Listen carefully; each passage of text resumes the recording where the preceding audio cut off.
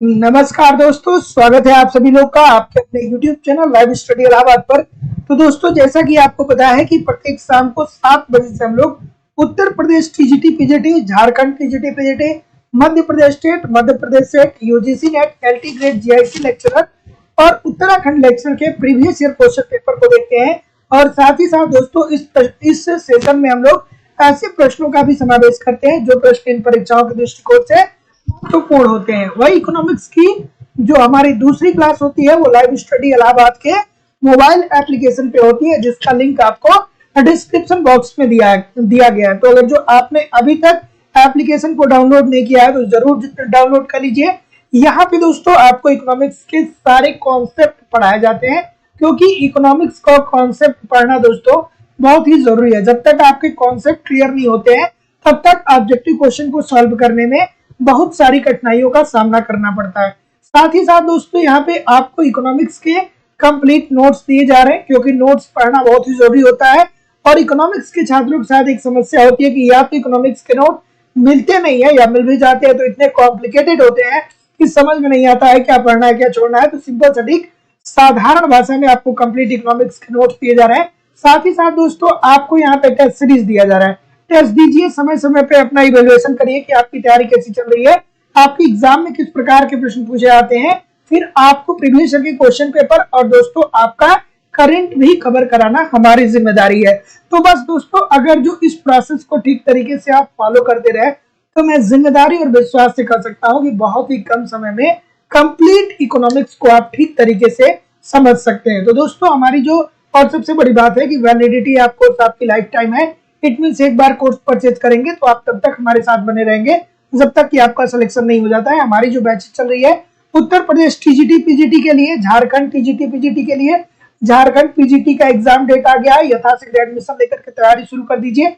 मध्य Pradesh state के लिए, मध्य Pradesh set के लिए, मध्य प्रदेश सेट का भी एग्जाम डेट एक तरीके से आ चुका है, तो यथाशीघ्र एडमिशन लेकर के तैयारी शुरू कर दीजिए। LT grade, GIC lecturer, UGC NET और उत्तराखंड लेक्चरर के अलग अलग क्लासेस चल रही है। तो दोस्तों, एडमिशन लेने के लिए सिंपल दोस्तों आपको Madhya Pradesh state, Madhya Pradesh SET, UGC NET और असिस्टेंट प्रोफेसर की फीस 2500 रुपए है।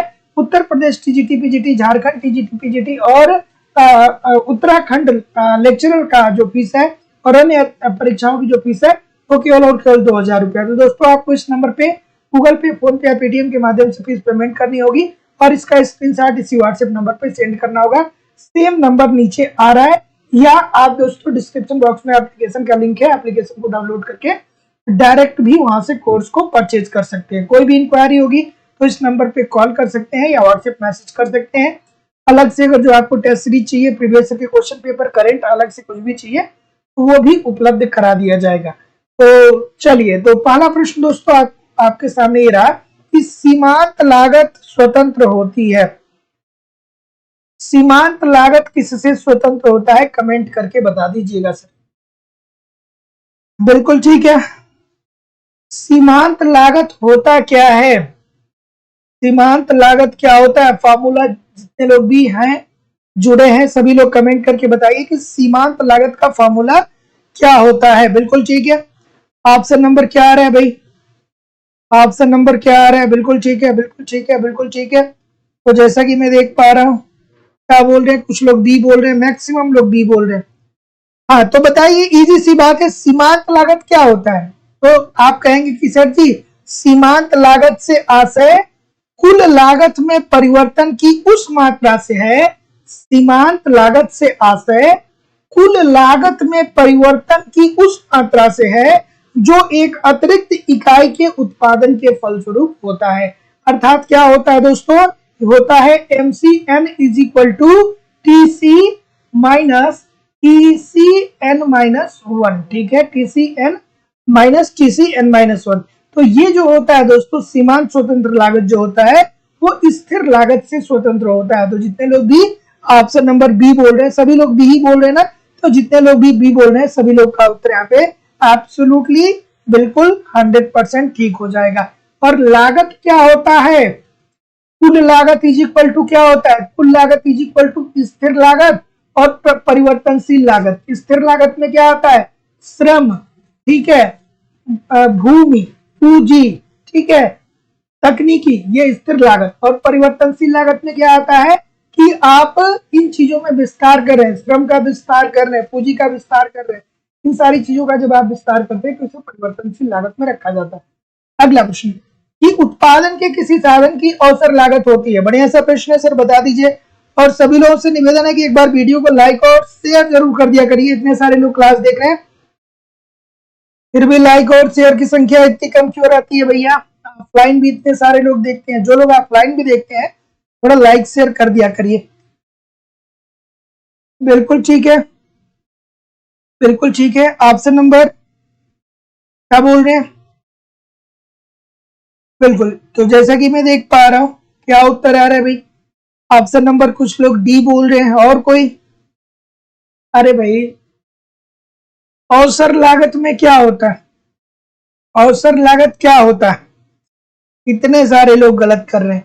अरे भाई छोटी सी बात है कि जो यह साधन किसी दूसरे प्रयोग में अर्जित कर सकता है। ठीक है, मैं बार बार अवसर लागत का एक उदाहरण देता हूं कि देखिए जब कोविड का समय आया, जब कोरोना का समय आया, तो कपड़ा बनाने वाली जो कंपनियां थी, अब क्या हुआ कि सारा मार्केट बंद हो गया, शॉप बंद हो गए, तो कपड़े की बिक्री भी कम हो गई।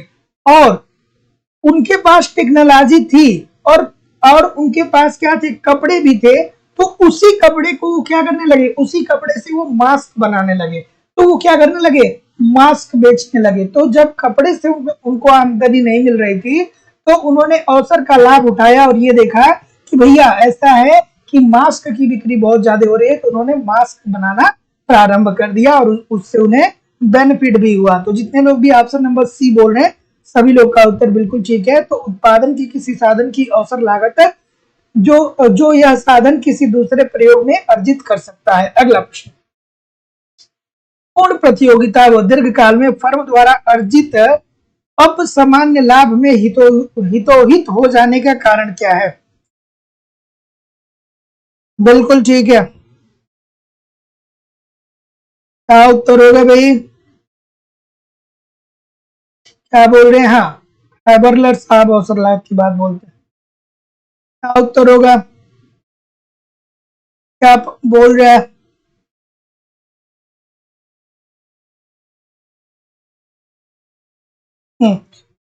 तो क्या उत्तर आ रहे हैं? बी बोल रहे हैं बहुत सारे लोग, और कोई? तो देखिए पूर्ण प्रतियोगिता व दीर्घकाल में फर्म द्वारा अर्जित और अपसामान्य लाभ में हितोहित होने का कारण ये होता है कि ऐसी स्थिति में उद्योगों में नई फर्मों के प्रवेश में अभाव के कारण, तो जितने लोग भी ऑप्शन नंबर क्या बोल रहे हैं, प्रभाव के कारण, तो जितने लोग भी ऑप्शन नंबर बी बोल रहे हैं सभी लोग का उत्तर ठीक है कि पूर्ण प्रतियोगिता व दीर्घकाल में फर्मों द्वारा अर्जित अपसामान्य लाभ में हितोहित होने का कारण ये होता है कि उद्योगों में नई फर्मों के प्रवेश के प्रभाव के कारण। तो आपको पता ही है कि पूर्ण प्रतियोगिता के अंतर्गत बहुत सारे क्रेता होते हैं, बहुत सारे विक्रेता होते हैं, अर्थात बहुत सारी फर्में होती हैं। अगर तो कुछ फर्में कार्य कर रही हैं तो जब दूसरे लोगों को लगता है कि अरे भैया ये काम बेहतर कर रहे हैं और ये बहुत ज्यादा इनकम भी कर रहे हैं, तो और लोग क्या करते हैं कि उस प्रकार के प्रोडक्ट को लॉन्च कर देते हैं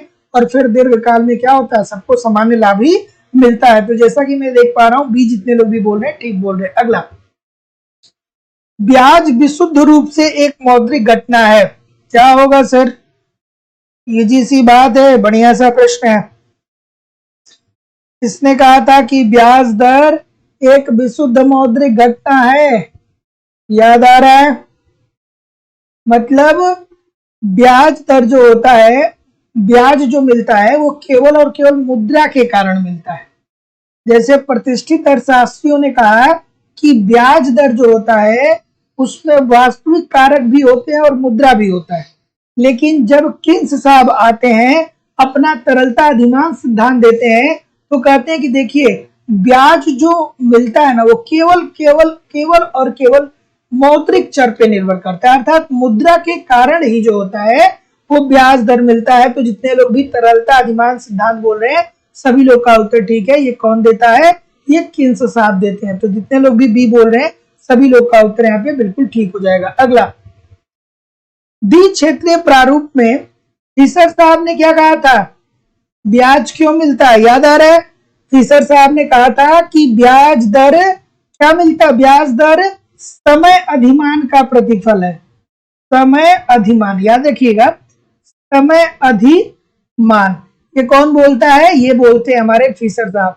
अर्थात ये कहते हैं कि एक व्यक्ति जब पैसा किसी को ऋण देता है, तो जब जो पैसा ऋण देता है उस पैसे को उपयोग करने से वो कुछ दिनों तक वंचित रहता है। जैसे साल भर के लिए ऋण दिया है, तो अब वो जिसको ऋण दिया है पैसे का उपयोग वही करेगा, जिसने ऋण दिया है वो पैसे का प्रयोग नहीं कर पाएगा। तो ये जो समय होता है, एक समय के लिए जो पैसे से वंचित हो जाता है, उसी के प्रतिफल के रूप में ब्याज मिलता है। ये बात फिशर साहब ने कही थी, याद होना चाहिए। अब इस प्रश्न का उत्तर बताइए सर,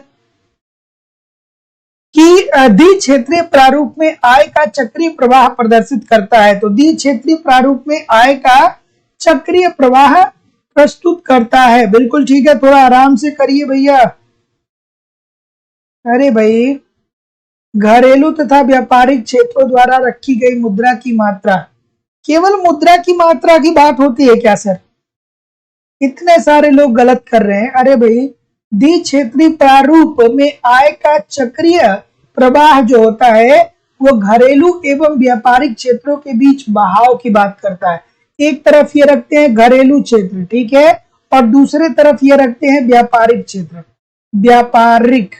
व्यापारिक क्षेत्र, ठीक है। तो घरेलू क्षेत्र और व्यापारिक क्षेत्र के मध्य ये श्रम की बात करते हैं, ठीक है, पूंजी की बात करते हैं, साथ ही साथ में ये सेवाओं की बात करते हैं। उसके बाद दोस्तों एक संबंध और बताते हैं, वो बताते हैं कि वस्तुओं और सेवाओं पे किए गए व्यय की बात करते हैं, व्यय की बात करते हैं, इसमें चक्रीय संबंध बताते हैं।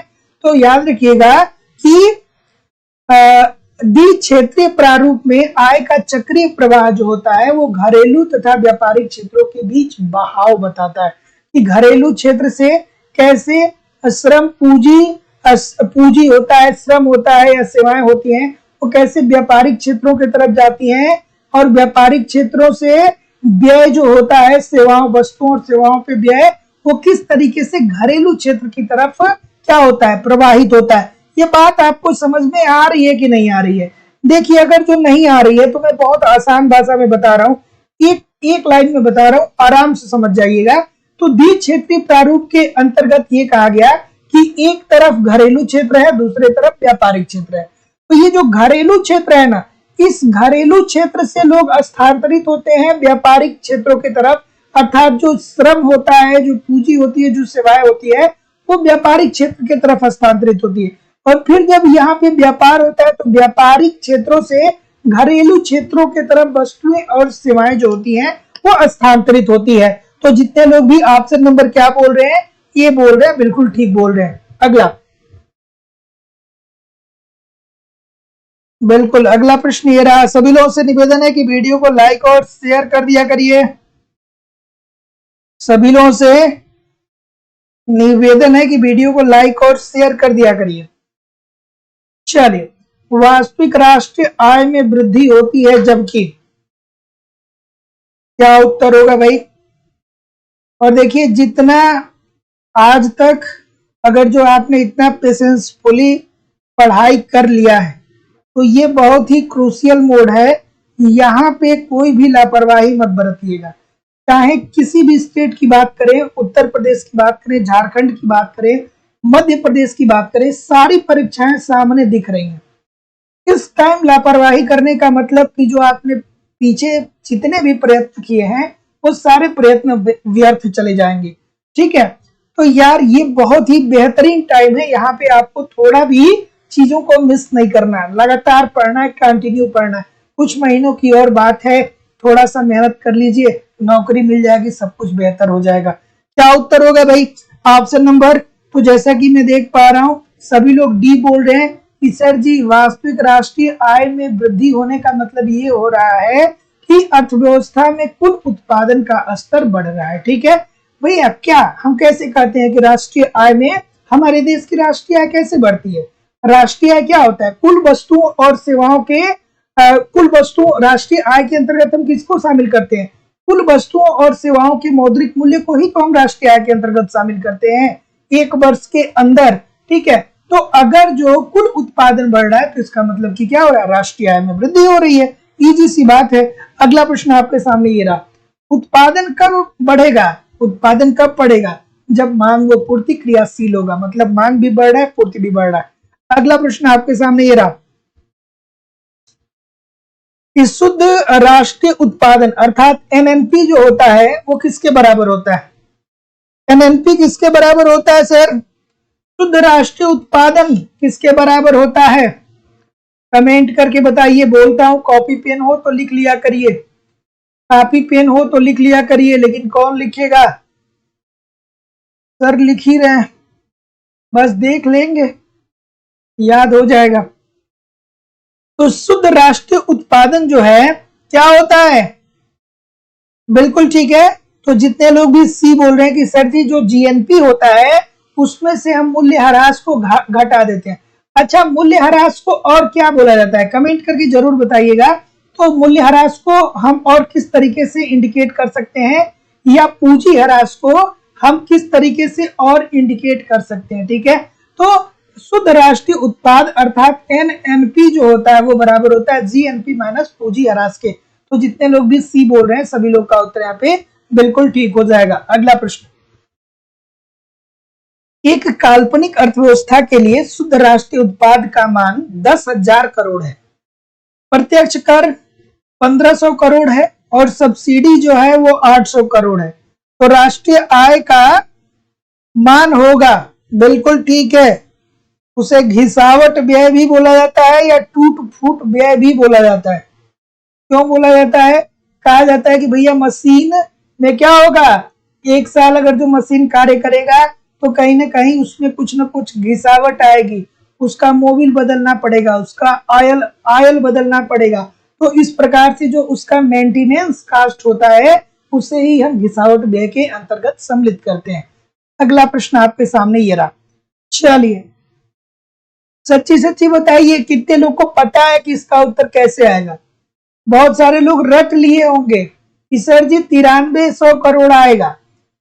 ठीक है, फार्मूला लिख के बता दीजिए सर, फार्मूला फार्मूला लिख के बता दीजिए। तो एक काल्पनिक अर्थव्यवस्था के लिए शुद्ध राष्ट्रीय उत्पाद का मान जो होता है वो है 10,000 करोड़, अप्रत्यक्ष कर जो है वो 1500 करोड़ है तथा सब्सिडी जो है वो 800 करोड़ है। तो ऐसी स्थिति में जो आपकी राष्ट्रीय आय होती है, राष्ट्रीय आय जो आपकी हो जाएगी, राष्ट्रीय आय इज इक्वल टू किसके बराबर होगी? शुद्ध राष्ट्रीय उत्पाद, शुद्ध राष्ट्रीय उत्पाद, और उसमें से हम क्या करेंगे, अप्रत्यक्ष को दोस्तों माइनस करते हैं। ठीक है, अप्रत्यक्ष कर को माइनस किया जाता है और जोड़ दिया जाता है किसको? सब्सिडी को जोड़ दिया जाता है। ठीक है, सब्सिडी को जोड़ दिया जाता है। तो जैसा कि मैं देख पा रहा हूं, क्या उत्तर आ रहा है भैया? क्या उत्तर आ रहा है? तो शुद्ध राष्ट्रीय उत्पाद का मान कितना है? ये है 10,000 करोड़। ठीक है, अप्रत्यक्ष इसमें से कितना कर कम हो रहा है भैया? 1500 करोड़। ठीक है, और सब्सिडी कितना है, कितना जोड़ा जाएगा? 800 करोड़। तो इसको टोटल अगर जो हम सॉल्व करेंगे तो कितना आ जाएगा? 9300 करोड़ रुपए आ जाएगा। तो जितने लोग भी डी बोल रहे हैं सभी लोग का उत्तर यहाँ पे बिल्कुल ठीक हो जाएगा। अगला प्रश्न, आईएस वक्र निम्नलिखित में से किन संयोगों को दर्शाता है?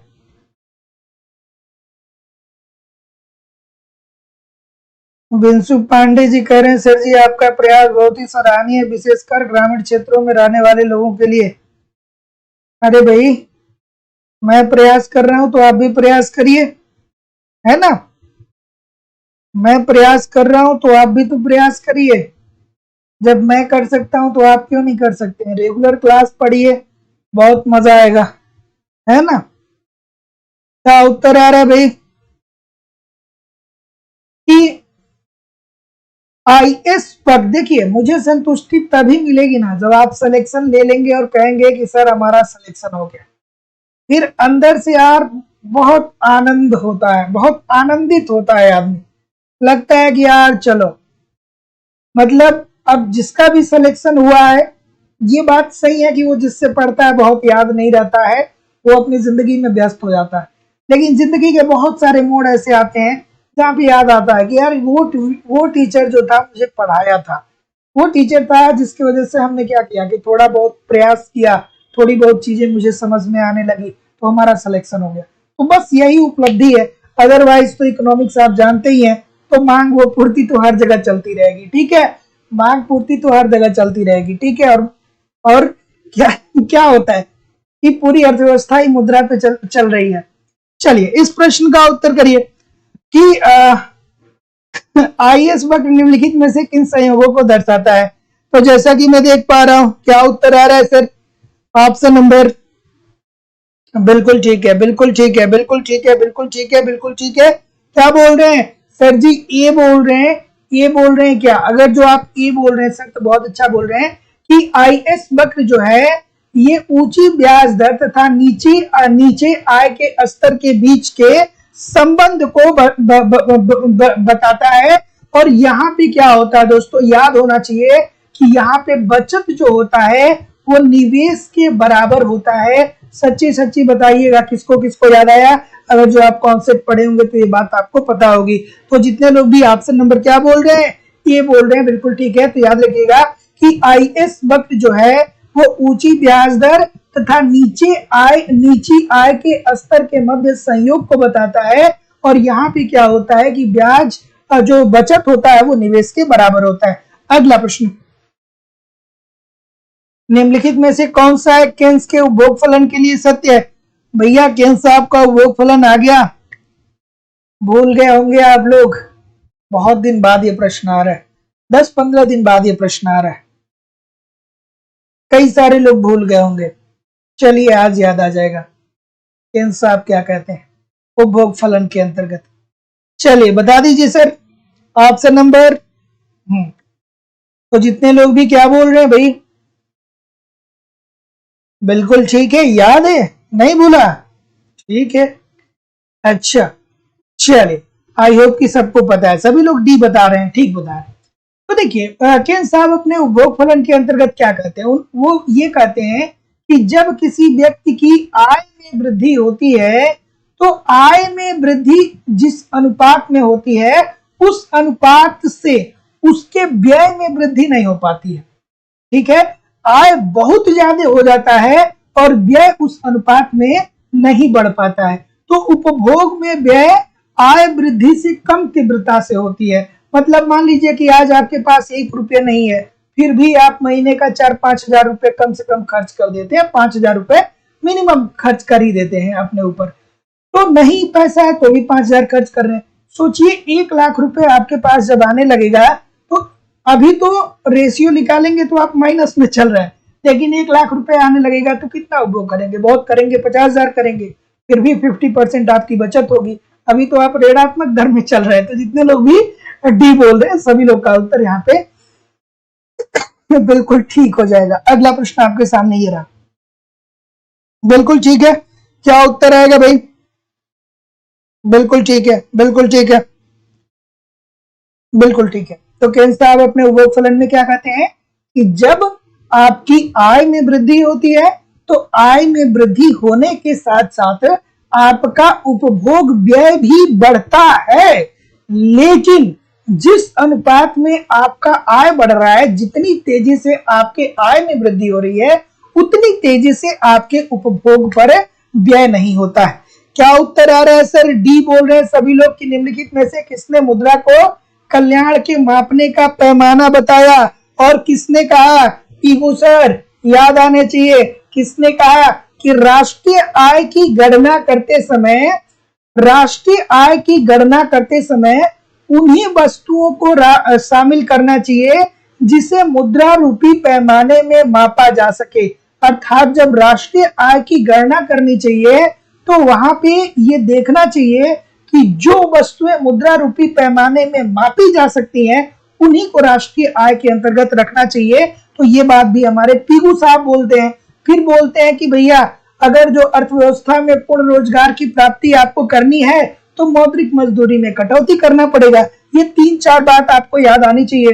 फिर आपको याद आ जानी चाहिए, अच्छा भैया इन्होंने किसकी बात की थी, समुद्र में कुछ जहाज वहाज की बात की थी, कि अगर अगर जो समुद्र में कोई जहाज है उसमें असंतुलन की स्थिति उत्पन्न हो जाती है तो बहुत सारी क्रिया प्रतिक्रिया ऐसी होंगी जो उसे स्वतः ही संतुलन में लाने का प्रयास करने लगेंगी। तो पीगू साहब एक और बात याद आनी चाहिए, किसकी, वास्तविक प्रभाव की अवधारणा देते हैं। फिर याद आनी चाहिए संपदा प्रभाव की बात करते हैं, और संपदा प्रभाव में क्या बताते हैं, कल बताया था, आज आप मुझे कमेंट करके जरूर बताइएगा, ठीक है। तो जितने लोग भी ऑप्शन नंबर डी बोल रहे हैं ठीक बोल रहे हैं। अगला, सामान्यतः व्यक्ति आय के एक निश्चित अंश को मुद्रा शेष के रूप में रखना चाहता है। ये कथन किससे संबंधित है, किससे संबंधित है? संपदा प्रभाव क्या होता है, कमेंट करके बताइए, कल बताया था मैंने। भारी पेदी वाला जहाज, बिल्कुल ठीक है।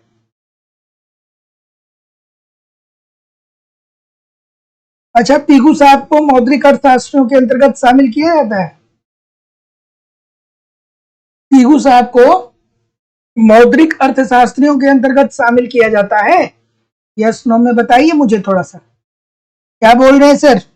ऑप्शन नंबर बी कैम्ब्रिज समीकरण, और कोई कैम्ब्रिज समीकरण के अलावा? तो जितने लोग भी ऑप्शन नंबर क्या बोल रहे हैं, बी बोल रहे हैं, सभी लोग का उत्तर यहाँ पे बिल्कुल ठीक है सर, कि सामान्यतः व्यक्ति आय के एक निश्चित अंश को मुद्रा शेष के रूप में रखना चाहता है। ये कथन कैम्ब्रिज समीकरण के अंतर्गत कहा गया था। तो जितने लोग भी ऑप्शन नंबर बी बोल रहे हैं सभी लोग का उत्तर यहाँ पे बिल्कुल ठीक हो जाएगा। अगला प्रश्न, निम्नलिखित कथनों पे चलिए ध्यान दीजिए और ध्यान दे करके बता दीजिए। कितने सारे लोग क्लास देख रहे हैं, लाइक क्यों नहीं कर रहे हैं भैया? आप लाइक नहीं करेंगे मैं कैसे 2 घंटे की क्लास ले पाऊंगा? हाँ, आप नहीं करेंगे तो भी मैं लूंगा क्लास, ऐसी बात नहीं है, लेकिन कर देंगे तो मुझे थोड़ा अच्छा लगेगा, है ना। थोड़ा सा लाइक और शेयर जरूर कर दिया करिए, निवेदन है सभी लोगों से। इतने सारे लोग क्लास देखते हैं, नहीं लाइक करने का मैंने डिसलाइक ही कर दो, लेकिन कुछ तो कुछ कर दो यार, है ना। इस प्रश्न का उत्तर करिए कि निम्नलिखित कथनों पे आपको ध्यान देना है और ध्यान देके बताना है कि उपरोक्त में से कौन से कथन प्रतिष्ठित अर्थशास्त्रीय व्यापार सिद्धांत के लिए सत्य है। अपना उत्तर चुनिए, ठीक है भैया, चुन लीजिए। तो क्या क्या बताते हैं, कुछ लोग बोल रहे हैं सी, और कोई सी के अलावा, और कोई सी के अलावा और कोई नहीं है, ठीक है। तो चलिए देखते हैं ये किसकी बात कर रहा है, ये प्रतिष्ठित अर्थशास्त्रीय व्यापार सिद्धांत की बात कर रहा है। तो क्या इन लोगों ने ये कहा था कि श्रम उत्पादन का एकमात्र साधन है? किसकी याद आनी चाहिए यहाँ पे, किसकी याद आनी चाहिए, किसने ये बात कही थी कि श्रम उत्पादन का एकमात्र साधन है? सभी लोग कमेंट करके जरूर बताइएगा। मूल्य का श्रम सिद्धांत मान्य है, ये भी आपको वही जो अर्थशास्त्री ये बताते हैं वही वाले ये भी बता देते हैं, ठीक है। और देश के अंदर श्रम पूर्ण गतिशील है, ठीक है, ये भी ठीक है। और व्यापाररत देशों के मध्य श्रम पूर्ण गतिशील है, नहीं भैया, ये श्रम की गतिशीलता देश के अंदर पाई जाती है, देश के बाहर जो होता है वो श्रम गतिशील नहीं होता है। तो जितने लोग भी ऑप्शन नंबर क्या बोल रहे हैं, सी बोल रहे हैं, सभी लोग का उत्तर यहाँ पे बिल्कुल ठीक हो जाएगा।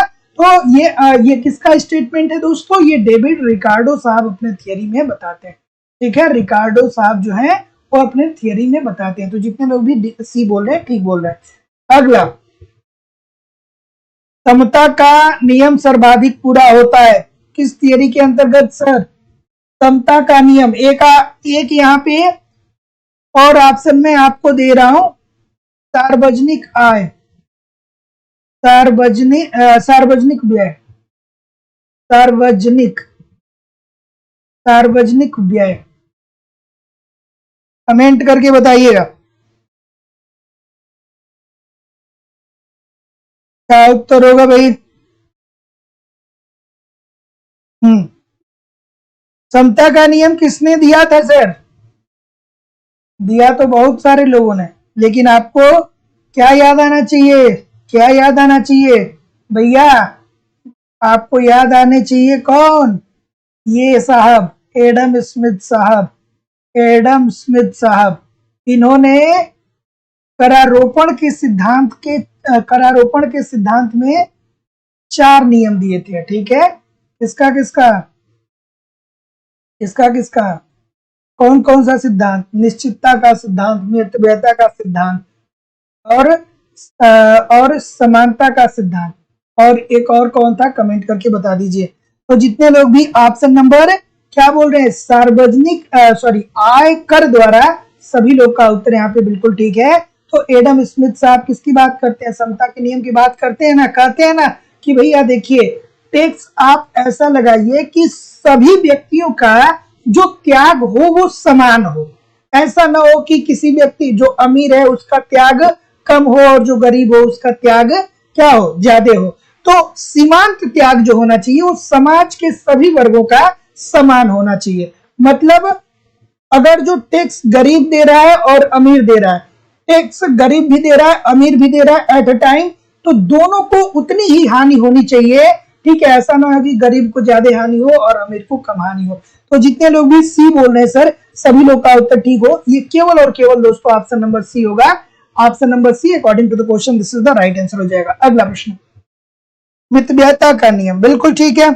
समानता का नियम, निश्चितता का नियम, और जो मैं नहीं बताया वो कौन सा नहीं बताया, सुविधा का नियम, ठीक है। और सार्वजनिक व्यय के संदर्भ में किसने ये 4 नियम दिए थे, याद आ रहा है? किसने दिया था, कमेंट करके बताइए भाई।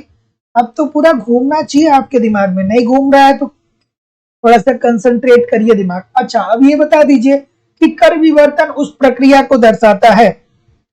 कर विवर्तन कौन सी प्रक्रिया होती है भाई? बिल्कुल ठीक है, बिल्कुल ठीक है, बिल्कुल ठीक है, बिल्कुल ठीक है, बिल्कुल ठीक है। तो जैसा कि मैं देख पा रहा हूं, ऑप्शन नंबर सी सभी लोग बोलेंगे। तो देखिए, जब भी कर विवर्तन आए तो आपको करापात, कराघात और कर विवर्तन, ये तीनों के कॉन्सेप्ट दिमाग में आ जाने चाहिए, ठीक है। करापात में क्या होता है कि टैक्स जिसके ऊपर पड़ता है उसी को टैक्स अदा करना होता है, जैसे प्रत्यक्ष कर हो गया। कराघात में क्या होता है कि टैक्स जिसके ऊपर पड़ेगा वो कर को दूसरे के ऊपर टाल भी सकता है। जैसे कैसे टाल सकता है सर? तो टाल ऐसे सकता है कि मान लीजिए कि ये लक्स बनाने वाली साबुन की कोई कंपनी है, ठीक है। सरकार यहाँ पे बैठा हुआ है, सरकार ने कहा कि भैया अब इसके टैक्स में हम वृद्धि करेंगे। सरकार ने कहा कि अब जो है 2 रुपए आपका टैक्स बढ़ा दिया जाएगा। तो ये जो लक्स की कंपनी होगी ना, वो कहेगी अच्छा ठीक है, आप हमारे ऊपर 2 रुपए एक्स्ट्रा टैक्स लगा रहे हैं ना, हम इस टैक्स को क्रेता के ऊपर डाल देंगे, ठीक है, अर्थात उपभोक्ता के ऊपर डाल देंगे। तो अब जो क्या होगा कि अब जो लक्स की साबुन की का मूल्य है वो 12 रुपए पड़ जाएगा। इसका सबसे बेस्ट एग्जाम्पल आपने देखा, लक्स को हटा दीजिए, अमूल दूध को ले लीजिए। अगर जो आप अमूल दूध अगर जो आप यूज करते होंगे तो देखा होगा आपने कि 6 रुपए पर लीटर इनके मूल्यों में वृद्धि कर दिया गया। मतलब सरकार ने पर लीटर 6 रुपए प्रशुल्क बढ़ा दिए। सॉरी, प्रशुल्क नहीं बोला जाएगा, टैक्स बोला जाएगा। 6 रुपए सरकार ने बढ़ा दिए। तो अब ये अमूल कंपनी ने कहा कि हम खुद थोड़ी देंगे, हम जनता से ही वसूल करेंगे। तो आपने देखा कि अब जो है अमूल दूध की प्राइस जो है वो बढ़ चुकी है। तो ऐसी स्थिति में इसने क्या कर दिया, इसने कर का विवर्तन कर दिया। ये अमूल की कंपनी जो है वो कर का विवर्तन कर दिया। इट मीन्स कि क्या हुआ, कर का मौद्रिक भार एक व्यक्ति से दूसरे व्यक्ति पे हस्तांतरित हो सकता है, बिल्कुल ठीक है, और कर का वास्तविक भार एक व्यक्ति से दूसरे व्यक्ति पे हस्तांतरित हो सकता है। तो जितने लोग भी ऑप्शन नंबर सी बोल रहे हैं कि उपरोक्त दोनों ए और बी दोनों सही है, सभी लोग का उत्तर यहाँ पे बिल्कुल ठीक है। अगला, इनात प्रबंध की नीति की इसलिए आलोचना की जाती है क्योंकि इनमें, बिल्कुल ठीक है, बिल्कुल ठीक है। क्या उत्तर होगा भाई? बिल्कुल ठीक है, बिल्कुल ठीक है, बिल्कुल ठीक है। कर विवर्तन केवल अप्रत्यक्ष कर का होता है, अप्रत्यक्ष कर का ही केवल कर विवर्तन होगा, प्रत्यक्ष कर को आप विवर्तित नहीं कर सकते। क्या उत्तर आ रहा है सर? सभी लोग डी बोल रहे हैं, इतने सारे लोग डी बोल रहे हैं। ठीक है, किस तरीके का प्रोसेस, किस तरीके का दिमाग आपका काम करना चाहिए। आप कहेंगे सर जी हीनार्थ प्रबंध को क्या बोला जाता है? घाटे की वित्त व्यवस्था बोला जाता है। घाटे का वित्त व्यवस्था, घाटे का वित्त व्यवस्था बोला जाता है। और घाटे का वित्त व्यवस्था या हीनार्थ प्रबंध क्या होता है कि सरकार की जो आय होती है वो कम होती है और सरकार जो अर्थव्यवस्था में व्यय करता है वो ज्यादा करता है। अर्थात सरकार को यहाँ पे आय कम मिलता है, सार्वजनिक आय कम होता है। सरकार को आय कहां से मिलता है? टैक्स के माध्यम से मिलता है, या बाह्य ऋण के माध्यम से मिलता है, या आंतरिक ऋण के माध्यम से मिलता है। तो सरकार के पास पैसा कम आता है, लेकिन सरकार अर्थव्यवस्था में व्यय ज्यादा करती है। जब अर्थव्यवस्था में सरकार मुद्रा ज्यादा देगी, जब मुद्रा की पूर्ति अर्थव्यवस्था में बढ़ जाएगी, तो जाहिर सी बात है कि जब सबके पास मुद्रा ज्यादा हो जाएगा तो लोग क्या करेंगे? मांग करने लगेंगे, अर्थात लोगों की क्रय शक्ति बढ़ जाएगी। और जब लोग मांग करने लगेंगे और मांग के अनुरूप क्या होगा? मांग के अनुरूप वस्तुओं का उत्पादन नहीं हो पाएगा, अर्थात पूर्ति नहीं हो पाएगा। तो जाहिर सी बात है कि मांग, ज्यादा वस्तुओं की मांग होगी लेकिन मार्केट में कम वस्तुएं होंगी, तो क्या हो जाएगा? कीमतें बढ़ जाएंगी और कीमतों का बढ़ना ही महंगाई अर्थात मुद्रास्फीति कहलाता है। तो जितने लोग भी आपसे नंबर डी बोल रहे हैं सभी लोग का उत्तर यहाँ पे बिल्कुल ठीक हो जाएगा। अगला प्रश्न,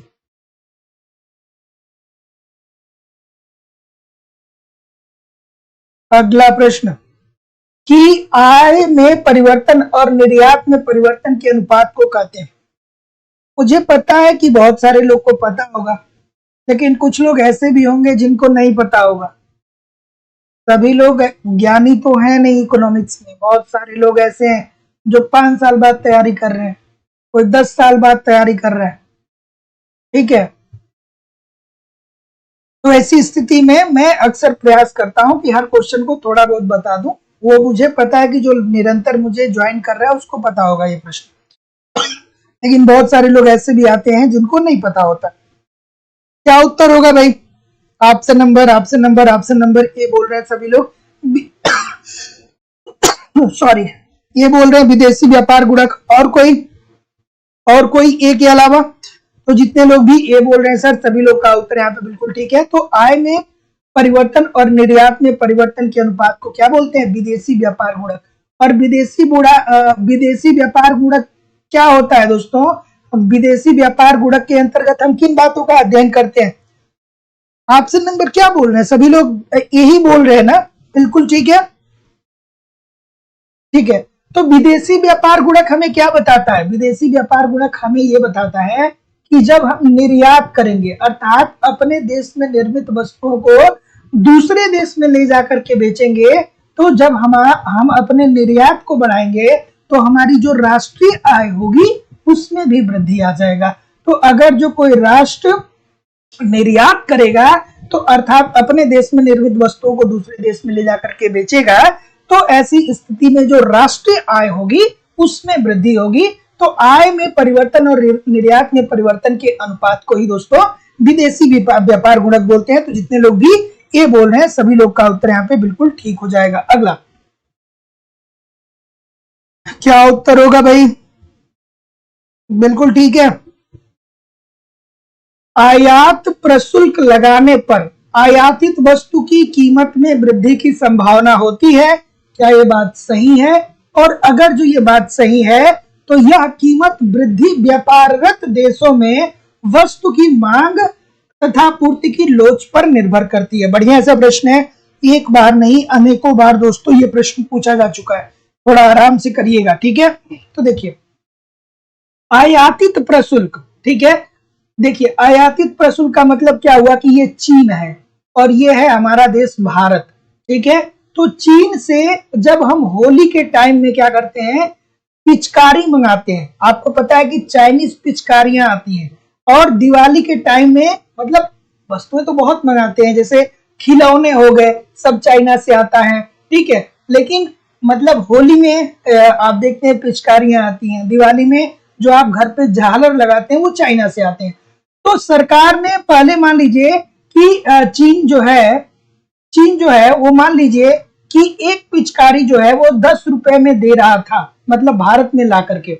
अब सरकार ने कहा कि यार थोड़ा बढ़ाओ उसके ऊपर टैक्स, तो अब बढ़ा देगा तो सरकार 2 रुपया मान लीजिए कि टैक्स बढ़ा देगा, तो अब जाहिर सी बात है भैया कि चीन जो जो प्रोडक्ट को निर्यात कर रहा है, अब वो 2 रुपए सरकार ने टैक्स बढ़ा दिया, तो अब ये 12 रुपए में चीन बेचेगा भारत में। ठीक है, समझने के लिए याद रखिए। ठीक है, तो आयात प्रशुल्क लगने पर आयातित वस्तु की कीमत में वृद्धि की संभावना होती है, एब्सोल्युटली 100%। ठीक है, सरकार टैक्स बढ़ाएगा तो भैया ऐसी स्थिति में वो उपभोक्ता को ही वहन करना पड़ता है, देयर इज नो डाउट। यह कीमत वृद्धि व्यापाररत देशों में वस्तु की मांग व पूर्ति की लोचों पे निर्भर करती है। तो आपने पढ़ा है ना ये कॉन्सेप्ट कि जब मांग क्या होती है, लोचदार होती है, तब कर का सारा भार जो होता है वो विक्रेता वहन करता है, और जब मांग की लोच बेलोच होती है तब कर का भार कौन करेगा? कर का भार कौन करेगा? वहन करेगा, क्रेता वहन करेगा। तो जितने लोग भी ऑप्शन नंबर सर ए बोल रहे हैं, जो लोग बी बोल रहे हैं, बी क्यों बोल रहे हैं सर आप? यही तो होता है, मांग व लोच के आधार पे ही तो होता है ना। तो जितने लोग भी ए बोल रहे हैं, सभी लोग का उत्तर यहाँ पे एब्सोल्युटली 100% ठीक होने वाला है। अगला प्रश्न, निम्नलिखित कथनों में से कौन एक सही नहीं है? निम्नलिखित में से कौन सा एक कथन सही नहीं है, कमेंट करके बताइए। और दोस्तों, हमारी इकोनॉमिक्स की दूसरी क्लास लाइव स्टडी इलाहाबाद के मोबाइल एप्लीकेशन पे हो रही है। यहाँ पे आपको इकोनॉमिक्स के सारे कॉन्सेप्ट पढ़ाए जाने। देखिए, कॉन्सेप्ट पढ़ना बहुत जरूरी है। जब तक आपकी कॉन्सेप्ट क्लियर नहीं है, तब तक ऑब्जेक्टिव क्वेश्चन को सॉल्व करने में बहुत सारी कठिनाइयों का सामना करना पड़ता है दोस्तों। तो आपको एक एक करके सिंपल, सटीक, साधारण भाषा में पूरा कंप्लीट इकोनॉमिक्स के कॉन्सेप्ट पढ़ाए जा रहे हैं। साथ ही साथ आपको नोट्स दिया जा रहा है, नोट्स को लगातार पढ़ते रहिए। टेस्ट सीरीज दीजिए, टेस्ट दीजिए, अपना इवैल्यूएशन करिए कि आपकी तैयारी कैसी चल रही है, आपके एग्जाम में किस प्रकार के प्रश्न पूछे जा रहे हैं, प्रीवियस ईयर के क्वेश्चन पेपर और करंट सारी चीजें मेरे द्वारा दी जा रही है। और कहाँ से प्रश्न आएगा, इन सारी चीजों को फॉलो करते रहिए, एप्लीकेशन पे, यूट्यूब पे प्रैक्टिस करते रहिए। बहुत ही कम समय में दोस्तों बेहतर ढंग से आप कंप्लीट इकोनॉमिक्स को सीख सकते हैं। Madhya Pradesh state, Uttar Pradesh TGT PGT, Jharkhand TGT PGT, UGC NET, Uttarakhand lecturer, सबका बैच अलग अलग है। एडमिशन ओपन है दोस्तों। एडमिशन की फीस केवल और केवल 2000 रुपए है, लाइफ टाइम की वैलिडिटी के साथ। तो एडमिशन लेने के लिए आपको फीस पेमेंट करना होगा इस नंबर पे 2000, गूगल पे, फोन पे या पेटीएम के माध्यम से, और उसका स्क्रीनशॉट आपको इसी व्हाट्सएप नंबर पे सेंड करना होगा। कोई भी इंक्वायरी होगी तो इस नंबर पे कॉल कर सकते हैं या व्हाट्सएप मैसेज कर सकते हैं। डिस्क्रिप्शन बॉक्स में एप्लीकेशन का लिंक है, एप्लीकेशन को डाउनलोड करके डायरेक्ट भी वहां से कोर्स को परचेज कर सकते हैं। चलिए, क्या उत्तर आ रहा है? सभी लोग यही बता रहे हैं। तो निम्नलिखित कथनों में से कौन एक सही नहीं है? तो अंतरराष्ट्रीय मुद्रा कोष ने भारत में निरक्षरता दूर करने में सहायता की है। अरे नहीं भैया, अंतरराष्ट्रीय मुद्रा कोष जो है वो भुगतान असंतुलन को दूर करने के लिए अपने सदस्य देशों को साख प्रदान करता है। तो जितने लोग भी ऑप्शन नंबर क्या बोल रहे हैं, ये बोल रहे हैं, सभी लोग का उत्तर यहाँ पे बिल्कुल ठीक हो जाएगा। अगला,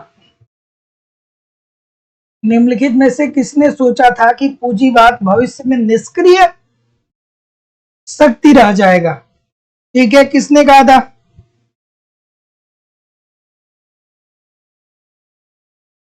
बिल्कुल ठीक है। अरे भाई, मैं आपका जब तक एग्जाम नहीं हो जाता है आपके साथ ही बना रहूंगा। मैं उस प्रकार का व्यक्ति नहीं हूं कि बस आपने एडमिशन ले लिया, 2-4 क्लास मैंने यूट्यूब पे डाल दिया, आइए बस वो क्लास चलती रहेगी, लोग एडमिशन ले लेंगे। मेरा मिशन है कि जब तक आपके एग्जाम नहीं होंगे आप पढ़ते रहिए ना। आप कितना पढ़ेंगे? सुबह ग्राफी पे मैं क्लास लेता हूँ, वहां जाके फ्री ऑफ कास्ट पढ़िए। दोपहर में एप्लीकेशन पे क्लास लेता हूँ और लाइव स्टडी इलाहाबाद पे, वहां पे आप जाके क्लास करिए। शाम को यूट्यूब पे क्लास में लेता ही हूँ, तो आप बस क्लास करते रहिए। ठीक है, चलिए, क्या उत्तर आ रहा है भाई? ऑप्शन नंबर, निम्नलिखित में से किसने सोचा था कि पूंजीवाद भविष्य में निष्क्रिय शक्ति रह जाएगा? सभी लोग सुम्पीटर की ही बात कर रहे हैं क्या? सभी लोग सुम्पीटर की ही बात कर रहे हैं क्या? और कोई सुम्पीटर के अलावा कोई नहीं बोल रहा है? तो जितने लोग भी सुम्पीटर बोल रहे हैं, सभी लोग का उत्तर बिल्कुल ठीक हो जाएगा। क्यों होगा? क्यों पूंजीवाद जो होगा वो भविष्य में उत्पादन को निष्क्रिय क्यों कर देगा। ठीक है, तो शुम्पीटर साहब ने ये कहा कि देखिए, पूंजीवाद जो होता है वो राजनीति से क्या होता है, प्रेरित होता है, राजनीति से प्रेरित होता है और स्वयं के लाभ से प्रेरित होता है। तो एक समय भविष्य में ऐसा आएगा जब इस राजनैतिक स्थिति के कारण या लोगों की अत्यधिक महत्वाकांक्षा के कारण ये पूंजीवाद स्वयं ही अर्थव्यवस्था को क्या कर देगा, नष्ट कर देगा। तो जितने लोग भी ऑप्शन नंबर क्या बोल रहे हैं, बी बोल रहे हैं, सभी लोग का उत्तर यहाँ पे बिल्कुल ठीक हो जाएगा। अगला इस प्रश्न का उत्तर करिए। चलिए तो दोस्तों इस प्रश्न का उत्तर करिए। चलिए, सीमा संघ के व्यापार सृजन एवं व्यापार विवर्जन प्रभावों से नाम जुड़ा हुआ है, किसका जुड़ा हुआ है सर बता दीजिए। और एक बात आप ध्यान में रखिए कि चाहे आप उत्तर प्रदेश टीजीटी पीजीटी का फॉर्म भरे हैं, मध्य प्रदेश का या झारखंड का या उत्तराखंड में भी वैकेंसी आने वाली, हर परीक्षा जो है वो इसी साल दिसंबर के पहले कंप्लीट हो जाएगा। ठीक है, क्योंकि आपको पता है कि अगले साल एक तरीके से चुनाव है और सारी सरकारें जो है वो चाहेंगी कि वो ये इस बात को दिखाएं चुनाव के समय कि हमने अभी शिक्षक भर्ती दिया था। ठीक है, तो सरकार जरूर आपकी परीक्षा करा लेगी, अफवाहों से दूर रहिए। अगर जो कोई बहुत बड़ी समस्या आती है तभी परीक्षा नहीं होगा, नहीं तो सारी परीक्षाएं दोस्तों लगभग आपका इसी साल दिसंबर के पहले हो जाएगा। ठीक है, तो एकदम लगे रहिए, मेहनत करते रहिए। क्या उत्तर होगा भाई, ऑप्शन नंबर कि सीमा संघ के व्यापार सृजन और व्यापार विवर्जन के प्रभावों से किसका नाम जुड़ा हुआ है। बिल्कुल ठीक है, क्या उत्तर आ रहा है भाई, क्या उत्तर आ रहा है। तो जितने लोग भी किसकी बात कर रहे हैं, वाइनर साहब की बात बोल रहे हैं, जैकब वाइनर की बात बोल रहे हैं, सभी लोग का उत्तर यहाँ पे बिल्कुल ठीक है। बिहार में भी वैकेंसी आने वाली है शिक्षक भर्ती की, बहुत सारे लोग को पता होगा कि बिहार में भी वैकेंसी आने वाली है। तो ऑप्शन नंबर जितने लोग भी डी बोल रहे हैं सभी लोग का उत्तर यहाँ पे बिल्कुल ठीक है। तो सीमा संघ के व्यापार सृजन एवं व्यापार विवर्जन प्रभावों का नाम जो जुड़ा है वो किससे जुड़ा है, ये जुड़ा है दोस्तों वाइनर साहब से, जैकब वाइनर से। अगला प्रश्न, शुम्पीटर के अनुसार आर्थिक विकास एक है। अब देखिए प्रैक्टिस अब आप प्रैक्टिस नहीं करेंगे तो आप कहेंगे सर जी शुम्पीटर साहब के बारे में आपने हमेशा दो ही बातें बताई है। कहिए कि शुम्पीटर साहब ये कहते हैं कि एक जो उद्यमी होता है वो नव प्रवर्तन के कारण लाभ कमाता है। नव प्रवर्तन का मतलब क्या होता है कि वो ऐसे ऐसे खोज करता है जो आज तक किसी ने नहीं खोजा है। ठीक है, और जब वो नया आइडियाज अपने दिमाग में लाता है तो नए आइडियाज को इम्प्लीमेंट करने के लिए और उत्पादन करने के लिए उसे पैसे की जरूरत पड़ती है। तो पैसा वो कहां से लेता है, वो बैंक से साख ले लेता है। वो बैंक से क्या ले लेता है, साख ले लेता है। आपने यही दो बातें बताई है, उसके बाद और कोई बात बताई नहीं है। तो चलिए भाई आज देख लीजिए क्या उत्तर आ रहा है भाई। दीर्घकाल में होने वाला क्रमिक परिवर्तन, बी के तरफ बहुत सारे लोग मूव कर रहे हैं, बी के तरफ बहुत सारे लोग मूव कर रहे हैं, बहुत सारे लोग मूव कर रहे हैं। तो भैया क्या बोल रहे हैं, जितने लोग भी ऑप्शन नंबर बी बोल रहे हैं सब गलत होंगे। शुम्पीटर के अनुसार आर्थिक विकास एक स्थैतिक अवस्था में असतत परिवर्तन है कि जो एक स्थिति में अर्थव्यवस्था बनी रहती है उसमें नए नए आविष्कार होते हैं, उसमें नई नई टेक्नोलॉजी आती है और उसके कारण दोस्तों अर्थव्यवस्था में क्या होता है, असतत परिवर्तन होता है। अब आप कहेंगे सर कैसे, तो भैया देखिए कोई कोई जरूरी नहीं है कि नव परिवर्तन लगातार आप करते रहेंगे, आपके आइडिया विफल भी तो हो सकते हैं। तो ये जो उत्तर हुआ दोस्तों इसका राइट आंसर जो होने वाला है वो ए होने वाला है कि स्थैतिक अवस्था में असतत परिवर्तन है। तो अगला प्रश्न आपके सामने ये रहा, जितने लोग भी ए बोल रहे हैं बिल्कुल ठीक बोल रहे हैं। इन्होंने ही क्या कहा, पूंजी एक सृजनात्मक विकास है, विनाश है, विकास नहीं विनाश है सर।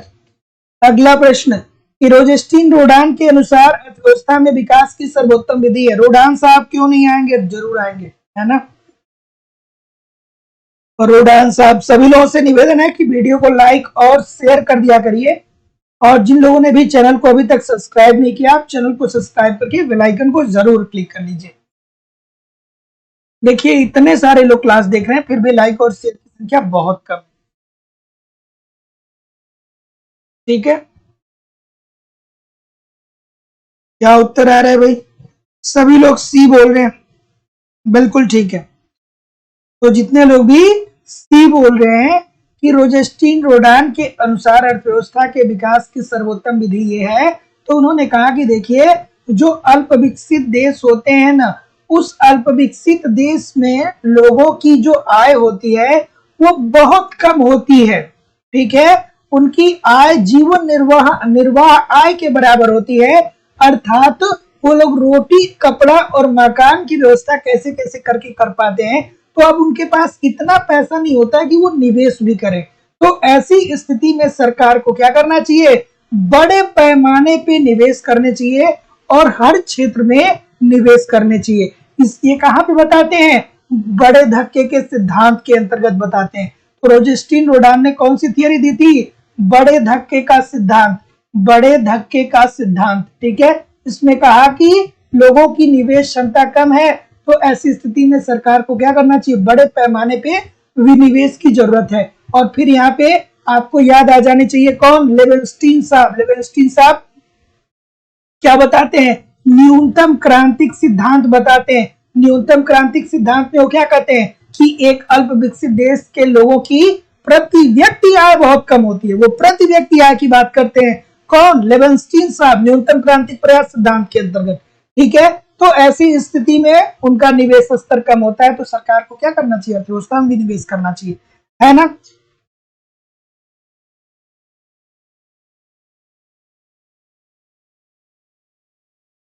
हाँ, बड़े धक्के का सिद्धांत, बिग पुश थियरी, बिल्कुल ठीक है। बिहार वाले में यूपी वाले फिल कर सकते हैं। अब देखिए, अब ये नोटिफिकेशन आए तो पता चले, बिहार में जो शिक्षक भर्ती आ रही है, अब ये नोटिफिकेशन आए तो पता चले कि क्या बिहार में यूपी वाले भर सकते हैं कि नहीं भर सकते हैं। मुझे ऐसा लगता है कि 60% नहीं भर सकते हैं और 40% भर सकते हैं, मतलब उसमें भी वही व्यवस्था होगी जो झारखंड में आपको देखने को मिला है। ठीक है, 60% रिजर्व कर दिया जाएगा केवल बिहार के लिए, और 40% में पूरी दुनिया लड़ सकती है, ऐसा हो सकता है। ठीक है, क्या उत्तर आएगा भाई? ऑप्शन नंबर ए बोल रहे हैं, कुछ लोग बी भी बता रहे हैं, और कोई सर? देखिए, ये कुछ पूछ रहा है कि कुछ करों का भार विवर्तित नहीं किया जा सकता है, मतलब उसको एक जगह से दूसरे जगह तक स्थानांतरित नहीं किया जा सकता है। और कर का स्थानांतरण कौन, किस कर का स्थानांतरण नहीं होता है, वो होता है भैया प्रत्यक्ष कर का। प्रत्यक्ष कर को स्थानांतरित नहीं किया जा सकता है, क्योंकि जिसके ऊपर टैक्स लगता है उसी को टैक्स वहन करना पड़ता है। ठीक है, तो आयकर जो हो गया ये आपका प्रत्यक्ष कर होता है, तो आयकर जो है इसका कर विवर्तन संभव नहीं है। एब्सोल्युटली ठीक है। व्यापारिक लाभ पे कर, बिल्कुल ठीक है, अगर जो व्यापार से लाभ आपको हो रहा है तो कर भी आप ही देंगे। ठीक है, क्योंकि यहाँ पे लाभ की बात कर रहा है। निर्यात आयात शुल्क, नहीं भैया, निर्यात आयात शुल्क को तो विवर्तित किया जा सकता है। सरकार अगर जो निर्यात और आयात पे शुल्क लगाती है, तो एक जो विक्रेता होगा वो टैक्स टाल सकता है, किसके ऊपर, क्रेता के ऊपर, और उत्पादन शुल्क को भी टाला जा सकता है। तो ये तो गलत हो गया। तो जितने लोग भी ए बोल रहे हैं बिल्कुल ठीक बोल रहे हैं। अगला प्रश्न, ठीक है, ठीक है, क्या उत्तर होगा? ठीक है,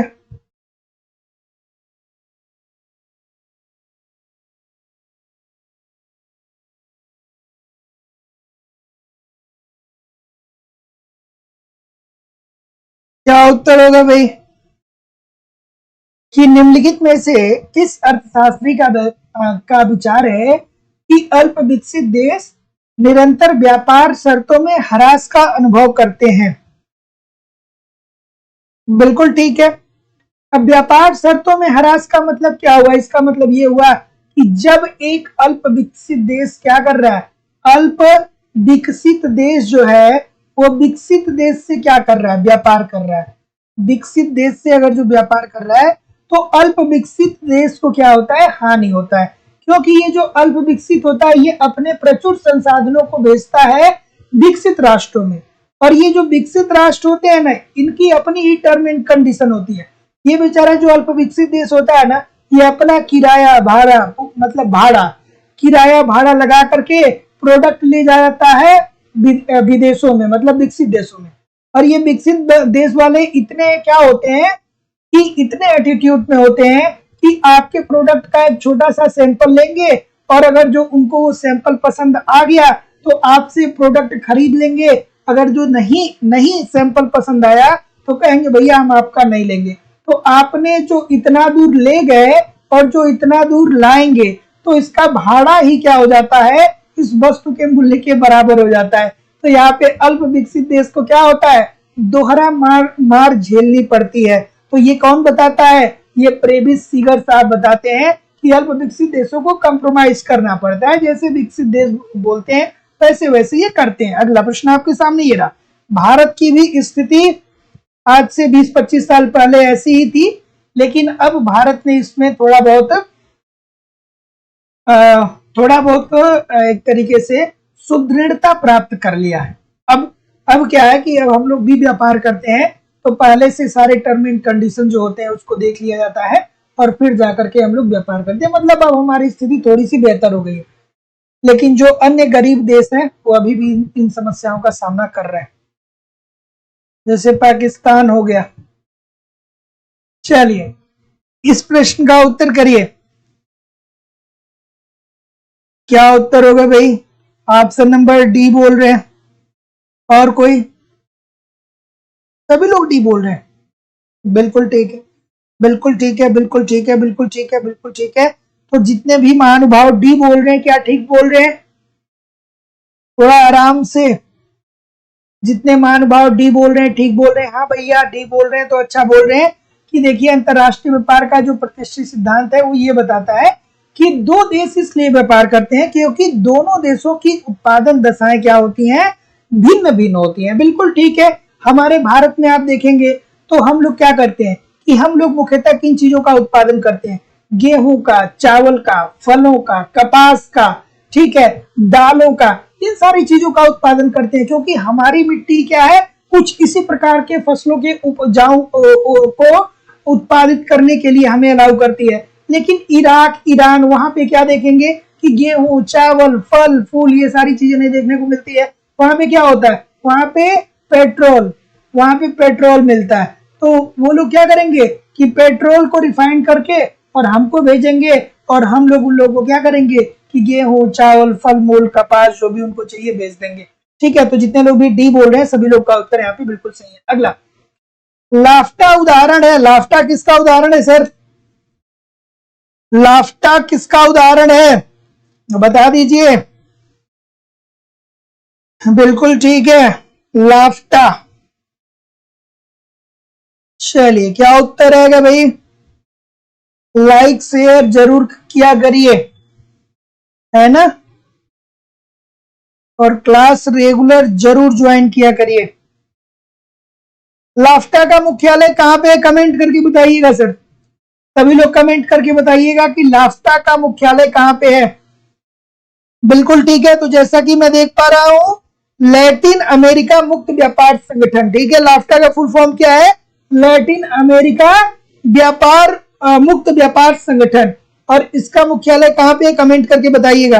तो जैसा कि मैं देख पा रहा हूं जितने लोग भी डी बोल रहे हैं सर जी कि साझा बाजार का, सभी लोग का उत्तर यहाँ पे बिल्कुल ठीक है। और इसके सदस्य देश कौन से हैं? अर्जेंटीना है, ब्राजील है, चिली है, कोलंबिया है, इक्वाडोर है, पेरू है और वेनेजुएला है। ठीक है, तो जितने लोग भी ऑप्शन नंबर डी बोल रहे हैं सभी लोग का उत्तर यहाँ पे बिल्कुल ठीक है। इसका मुख्यालय मोन्टेवीडियो है। मोन्टेवीडियो नाम का कोई एक स्थान है इसका मुख्यालय वहीं पे है। ठीक है, अगला प्रश्न कि निम्नलिखित में से किसे व्यापार की दृश्य मदों में शामिल किया जाता है? व्यापार की दृश्य मदों में। अच्छा, एक प्रश्न आज मैं जब सुबह क्लास ले रहा था तो आया था, बताइएगा, बहुत अच्छा प्रश्न था, वो भी इसी से रिलेटेड है कि आयात व निर्यात, जब भुगतान संतुलन का हम लोग भुगतान संतुलन को देखते हैं तो उसमें आयात और निर्यात को देखते हैं ना, तो भुगतान संतुलन में क्या होता है? यही तो होता है कि आयातों का कुल मूल्य और निर्यातों का कुल मूल्य। बात को समझिएगा जो मैं आपको बताना चाहता हूं।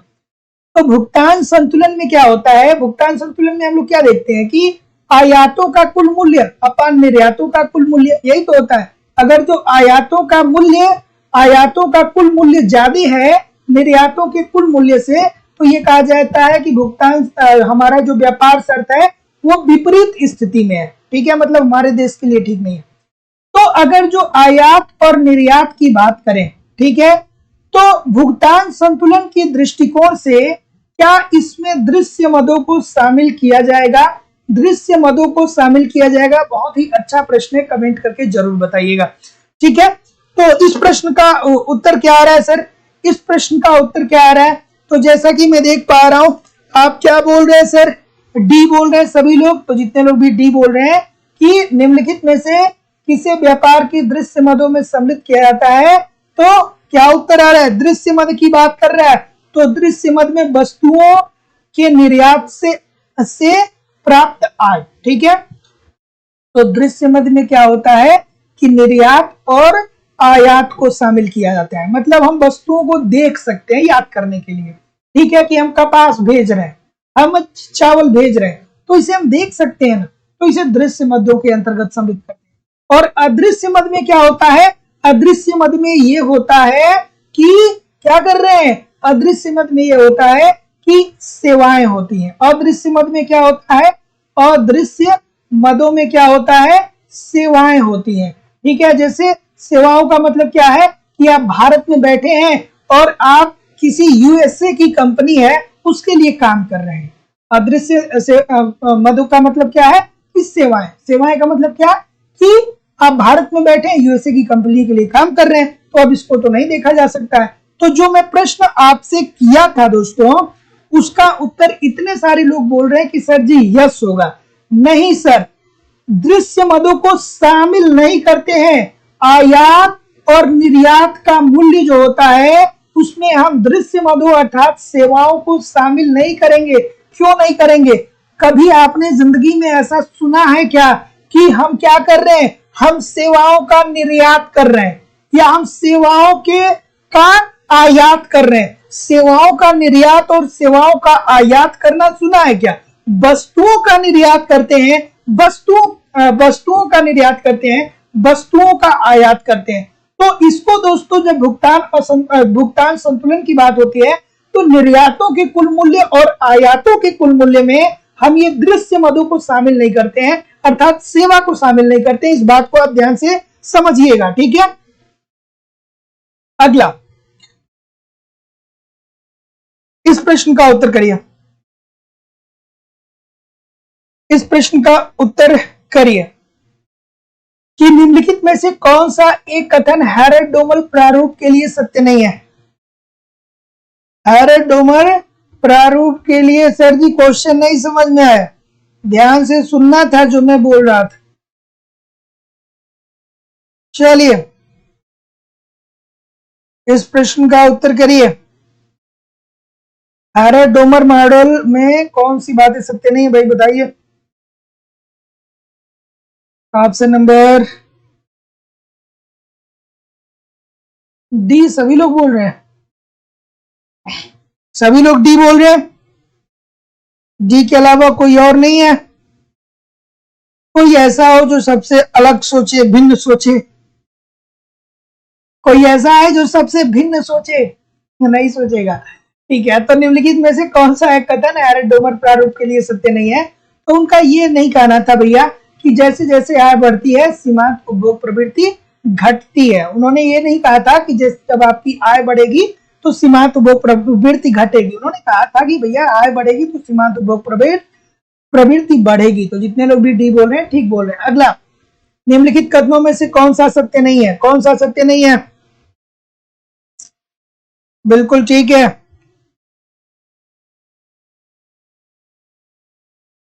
ठीक है,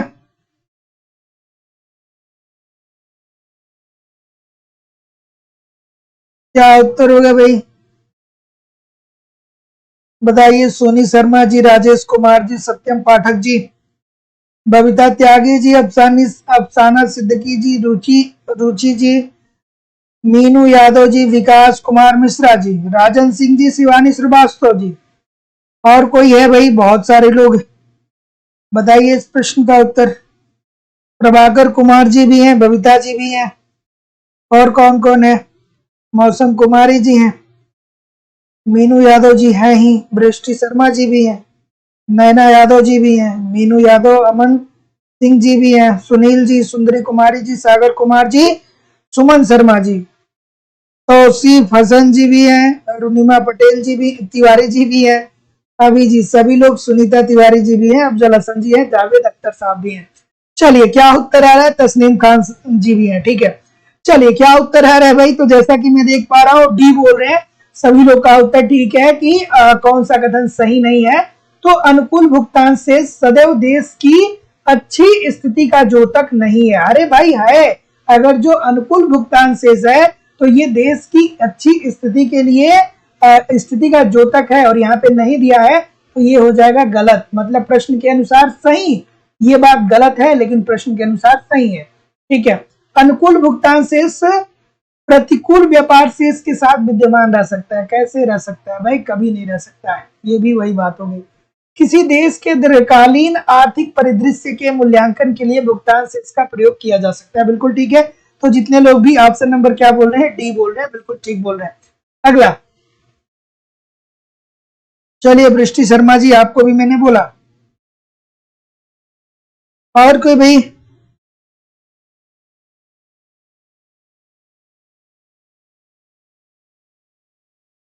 हाँ, क्या उत्तर होगा भाई? कि अंतरराष्ट्रीय व्यापार अंतर क्षेत्रीय व्यापार की एक विशेष दशा है, ये संबंधित है। ये तो इजी सी बात है भाई। इतने सारे लोग गलत नहीं करेंगे, सभी लोग सही बोलेंगे भाई। किसने कहा था कि अंतरराष्ट्रीय व्यापार अंतर क्षेत्रीय व्यापार की ही एक विशेष दशा है? अंतरराष्ट्रीय व्यापार का मतलब क्या होता है कि जब एक देश दूसरे देश से व्यापार करते हैं, और अंतर क्षेत्रीय व्यापार का मतलब क्या होता है कि देश के अंदर जब एक क्षेत्र से दूसरे क्षेत्र में क्या होता है? व्यापार होता है। तो ठीक है, तो ये सेम दशा है, ये बात बताई थी वर्टलिन ओहलिन ने। बिल्कुल ठीक है। जैसे आप देखते हैं कि अगर जो आप उत्तर प्रदेश में रह रहे हैं तो हम क्या करते हैं कि उत्तर प्रदेश में फल जो होते हैं वो कम पाए जाते हैं। तो हिमाचल प्रदेश हो गया, और भी ठंडे जो प्रदेश हैं वहां से हम लोग फलों का क्या करते हैं? आयात करते हैं।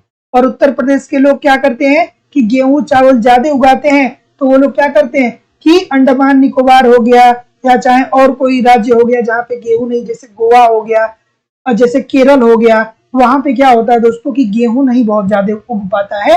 तो ऐसी स्थिति में वो लोग क्या करते हैं कि हम लोग यहाँ से गेहूं के लेकर के जाते हैं। तो जितने लोग भी बी बोल रहे हैं सभी लोग का उत्तर बिल्कुल ठीक है। अगला, कि भुगतान संतुलन में अल्पकालीन ह्रास के उपरांत दीर्घकालीन सुधार को व्यक्त किया जा सकता है। बहुत प्यारा सा प्रश्न है सर, याद आना चाहिए। एक बार नहीं बहुत बार बताया हूं मैं आपको, एक बार नहीं बहुत बार बताया हूं, गलत नहीं होना चाहिए।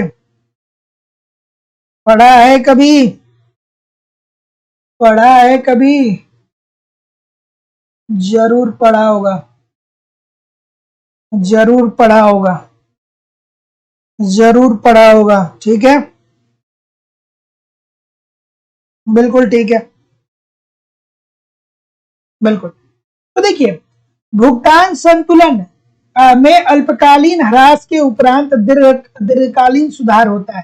तो ये जो जे वक्र संकल्पना है ये हमें ये बताती है कि देखिए, जब कोई देश अवमूल्यन करता है, जब कोई देश अवमूल्यन करता है तो अवमूल्यन के कारण प्रारंभ में अर्थात अल्पकाल में देश का जो भुगतान संतुलन होता है वो बिगड़ता है।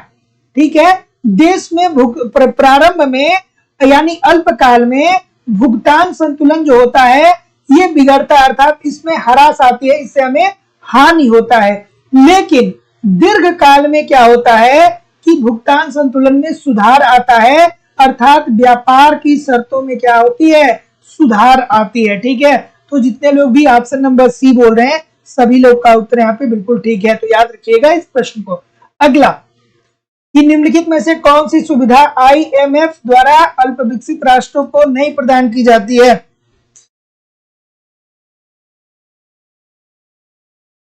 इतने सारे लोग बीएड के बारे में क्यों बात कर रहे हैं भाई? फिर नौकरी ले लीजिए, इस बार पीजीटी का फॉर्म भरे हैं तो पीजीटी में नौकरी ले लीजिए, है ना। क्या करेंगे फिर जीवन में बीएड करके? पहले देखिए जो सामने है उसको देखिए, एंट्रेंस का फॉर्म भर दिए हैं तो ठीक है, जाके परीक्षा दे दीजिएगा, है ना। क्या उत्तर होगा भाई?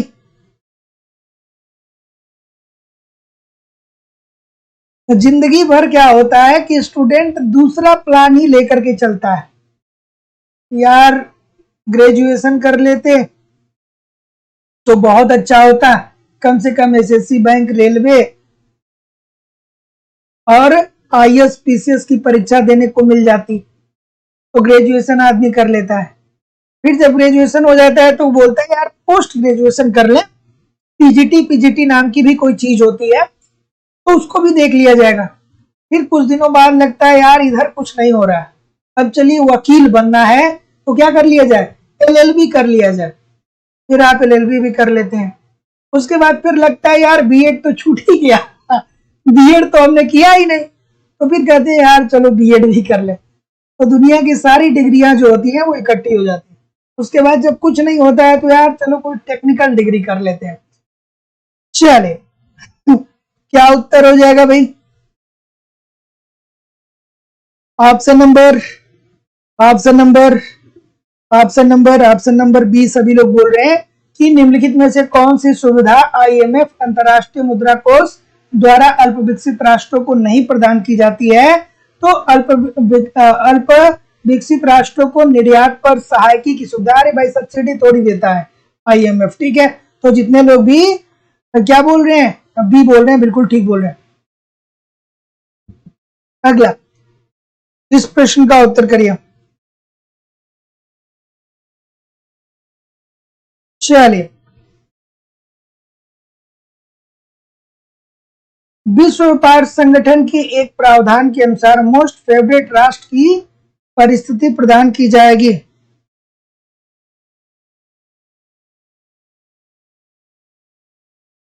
आप तो लगभग अब जो आगे आने वाली वैकेंसी है उसमें शायद हो सकता है कि बीएड मांगे। ठीक है, लेकिन बीएड कर लेंगे आप तो बहुत सारे रास्ते आपके लिए खुल जाएंगे, है ना, बहुत सारे रास्ते खुल जाएंगे। क्या उत्तर होगा भाई? सी बोल रहे हैं बहुत सारे लोग, तो जितने लोग भी सी बोल रहे हैं सभी लोग का उत्तर बिल्कुल ठीक है। विश्व व्यापार संगठन अर्थात डब्ल्यूटीओ की बात कर रहे हैं। इसकी स्थापना कब होती है? डब्ल्यूटीओ 1 जनवरी 1995। ठीक है, इसका मुख्य उद्देश्य क्या था भैया? ये विश्व व्यापार संगठन के एक प्रावधान के अनुसार मोस्ट फेवरेट राष्ट्र उन राष्ट्रों को बोला जाएगा जो डब्ल्यूटीओ के क्या है, सदस्य देश हैं। तो जितने लोग भी सी बोल रहे हैं सभी लोग का उत्तर ठीक है। अगला, एक देश में व्यापार से अभिप्राय उन सौदों से होता है।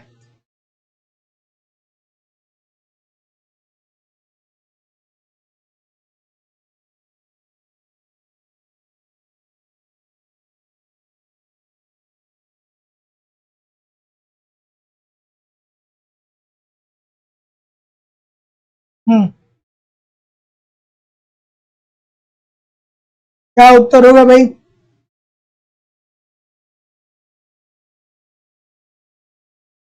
व्यापार से अभिप्राय उन सौदों से होता है। इजी सी बात है। तो व्यापार से शेष में केवल हम दृश्य मदों को शामिल करते हैं। ठीक है, दृश्य मदों में, और दृश्य मद में क्या होगा, निर्यातों का मूल्य और आयातों का मूल्य, ठीक है। अदृश्य मदों को नहीं शामिल करते हैं, मतलब जो हम सेवा दे रहे हैं उसके मूल्य को शामिल नहीं करते हैं, ठीक है।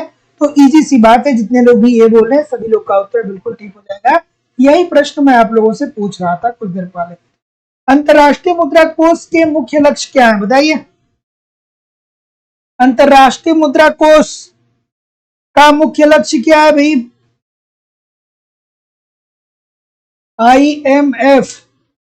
आईएमएफ अंतरराष्ट्रीय मुद्रा कोष का मुख्य लक्ष्य क्या है? स्वर्ण मान को पुनर्जीवित करना। जितने लोग भी ये बोल रहे हैं बहुत अच्छा बोल रहे हैं भाई, ये जितने बोल रहे हैं सब अच्छा बोल रहे हैं। एक बार क्लैपिंग कर दीजिए सबके लिए, ए वालों के लिए, बहुत सुंदर। कितने लोग ये बोल रहे हैं, और कोई? अब बहुत सारे लोग डी बोलने लगे, अच्छा भैया। तो देखिए जितने लोग भी डी बोल रहे हैं सभी लोग का उत्तर ठीक है कि जो अंतरराष्ट्रीय मुद्रा कोष है ये मुख्य रूप से इसका ये काम है कि अपने सदस्य देशों को ये क्या दे, साख प्रदान करे, ताकि अगर जो उस देश के अंदर भुगतान असंतुलन की स्थिति है तो भुगतान असंतुलन को ठीक किया जा सके। लेकिन इसके अतिरिक्त, भुगतान असंतुलन को ठीक करने के अतिरिक्त इसके और एक कार्य है, और वो कार्य है कि अंतरराष्ट्रीय तरलता में वृद्धि करके बहुपक्षीय व्यापार को क्या किया जाए, प्रोत्साहित किया जाए। तो जितने लोग भी ए डी बोल रहे हैं सभी लोग का उत्तर यहाँ पे बिल्कुल ठीक हो जाएगा। Option number D according to the question this is the right answer हो जाएगा। अगला, बैंकों के नगद कोष अनुपात में कमी का प्रभाव क्या होगा? जो बैंक अपने नगद कोष अनुपात में कमी लाएंगे तो ऐसी स्थिति में क्या होगा? क्या उत्तर होगा सर? थोड़ा सा ध्यान देके, दिमाग को स्थिर रख के पढ़ते रहिए, सारी चीजें आने लगेंगी, लेकिन स्थिरता होनी चाहिए दिमाग में। बहुत सारे स्टूडेंट तो ऐसे भी हैं जो पढ़ते भी रहते हैं, थोड़ी देर क्लास ऑफ करके लगेंगे व्हाट्सएप स्टेटस देखने। जब मैं क्लास लेकर के कल मैं वो मध्य प्रदेश सेट की जो परीक्षा तिथि है परिवर्तित हुआ था, तो मैंने जस्ट क्लास से पहले स्टेटस लगाया था। मैं जब क्लास लेकर के उठा तो ऐसे बहुत सारे लड़के थे जो लाइव भी पढ़ रहे थे और उन्होंने मेरा स्टेटस भी देखा था, मतलब वो पूरी क्लास नहीं किए थे है ना। क्या उत्तर आ रहा है भाई? इस प्रश्न का उत्तर करिए। तो जैसा कि मैं देख पा रहा हूं तो बिल्कुल ठीक है। तो जितने लोग भी ऑप्शन नंबर डी बोल रहे हैं सर सभी लोग का उत्तर ठीक है कि बैंकों की आय में वृद्धि हो जाएगी, बैंकों के द्वारा प्रतिभूतियों की मांग में वृद्धि हो जाएगी, बैंकों के साख प्रसार के लिए अधिक कोष उपलब्ध हो जाएंगे। तो जितने लोग भी डी बोल रहे हैं उपरोक्त सभी लोग का उत्तर यहाँ पे बिल्कुल ठीक है। ऑप्शन नंबर डी बिल्कुल सही होने वाला है। अगला प्रश्न, सस्ती मुद्रा का अर्थ क्या होता है भाई? बताइए सस्ती मुद्रा का अर्थ क्या होता है? सस्ती मुद्रा का अर्थ क्या होता है? एक लोगों ने कहा कि सर 2 घंटे की क्लास होती है सर, कभी कभी क्या लगने लगता है, कभी कभी लगने लगता है धैर्य आदमी खोने लगता है। तो यार ये क्या है ना कि ये पढ़ाई लिखाई वाली बात है। तो जब आप कुछ अच्छा सीखते हैं तो वहां पे धैर्य बना करके आपको रहना पड़ेगा, धैर्य बना करके आपको पढ़ना पड़ेगा। ये टीवी, ये न्यूज चैनल नहीं है। जैसे न्यूज चैनल पे आप देखते हैं ना, इस टाइम क्या होगा, एक न्यूज एंकर होगा और 2 मुर्गा बैठाएगा, ठीक है। एक जो होगा वो बड़ी सी दाढ़ी बैठा के कोई मौलाना साहब होंगे और दूसरी तरफ कोई क्या होंगे कि पंडित जी होंगे।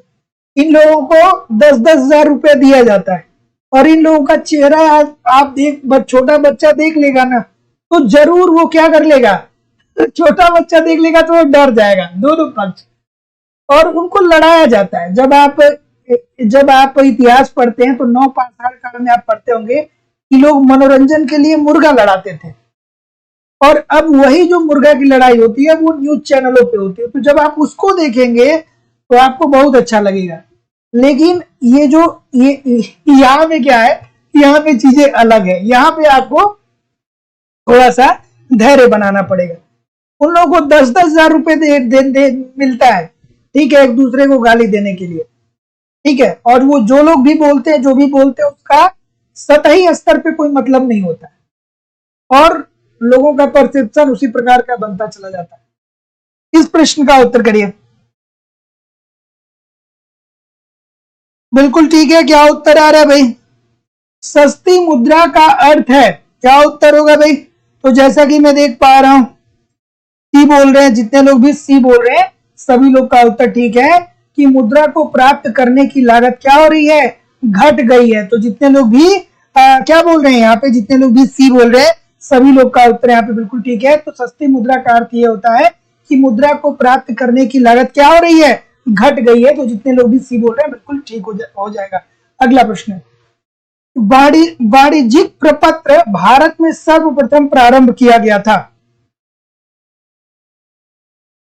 बिल्कुल ठीक है। ग्राफी पे आज क्लास हुई थी, ठीक है, नोटिफिकेशन गया होगा जरूर आपके पास। वाणिज्यिक प्रपत्र भारत में सर्वप्रथम प्रारंभ किया गया था। बिल्कुल ठीक है। क्या उत्तर होगा भाई? ऑप्शन नंबर, जैसा कि मैं देख पा रहा हूं, बिल्कुल। तो जितने लोग भी क्या बोल रहे हैं, ए बोल रहे हैं, सभी लोग ए बोल रहे हैं। तो जितने भी महानुभाव ए बोल रहे हैं सभी लोग का उत्तर यहाँ पे बिल्कुल ठीक है कि वाणिज्यिक प्रपत्र भारत में सर्वप्रथम आरंभ किया गया था, 1969 को आरंभ किया गया था। तो ऑप्शन नंबर, जितने लोग, एक सेकेंड, 1969 को नहीं, 1989 को आरंभ हुआ था। सी उत्तर इसका होना चाहिए, ठीक है, जिसे कमर्शियल पेपर भी बोला जाता है, कमर्शियल पेपर भी इसे बोला जाता है। तो जितने लोग भी ऑप्शन नंबर सी बोल रहे हैं 1989, सभी लोग का उत्तर यहाँ पे बिल्कुल ठीक है। अगला प्रश्न, मुद्रा का परिमाण सिद्धांत सबसे पहले प्रतिपादित किया गया था, किसके द्वारा प्रतिपादित किया गया? राजेंद्र कुमार यादव जी। सर झारखंड पीजीटी की क्लास क्यों नहीं हो रही है? झारखंड पीजीटी की क्लास अब जो है आपको एप्लीकेशन पे दे दी गई है, लगभग आपके सारे टॉपिक कवर हो चुके हैं। अब आपका एक स्टैटिक्स का पार्ट बचता है और करंट बचता है। तो स्टैटिक्स और करंट वाली जो क्लास होगी जल्दी ही प्रारंभ हो जाएगी, ठीक है। करंट थोड़ा सा लेट करके पढ़ाया जाता है, मतलब थोड़ा सा ऐसा किया जाता है कि एग्जाम और करीब आ जाए। तो सारी क्लासेस, क्लास नंबर 1 से लेकर के सारी क्लासेस पढ़ी हुई है। कितनी क्लासेस हो चुकी है झारखंड पीजीटी में? 140 क्लास हो चुकी है। और कितना क्लास चाहते हैं? 500 क्लास नहीं ना होगी? ठीक है। तो सारी क्लासेस एक क्रम से, क्लासेस को देखते रहिए और जो लोग भी एडमिशन लेना चाहते हैं वो लेकर के प्रॉपर रूप से सारी क्लासेस को देखते रहे, ठीक है। अगर जो आप बड़े आराम से, अगर जो 1 घंटे 30 मिनट या 1 घंटे 40 मिनट एप्लीकेशन पे पढ़ते रहे तो एग्जाम आते आते सारी चीजें कवर हो जाएंगी आपकी, ठीक है। चलिए, क्या उत्तर होगा भाई? ऑप्शन नंबर डेवन जेट्टी की तरफ बहुत सारे लोग जाएंगे। तो मुद्रा परिमाण सिद्धांत सबसे पहले प्रतिपादित किया गया था डेवन जेट्टी साहब के द्वारा, कब? 16वीं शताब्दी में, ठीक है। तो जितने लोग भी ऑप्शन नंबर क्या बोल रहे हैं, बी बोल रहे हैं, सभी लोग का उत्तर यहाँ पे बिल्कुल ठीक है, option number B. Sunil ji कह रहे हैं सर जी 150 क्लास हो गई। अब बताइए 150 क्लास हो गई, उसमें कहाँ क्या छूटेगा? 150 क्लास अगर जो इकोनॉमिक्स की हुई है तो क्या छूटा होगा, खुद बताइए, ठीक है।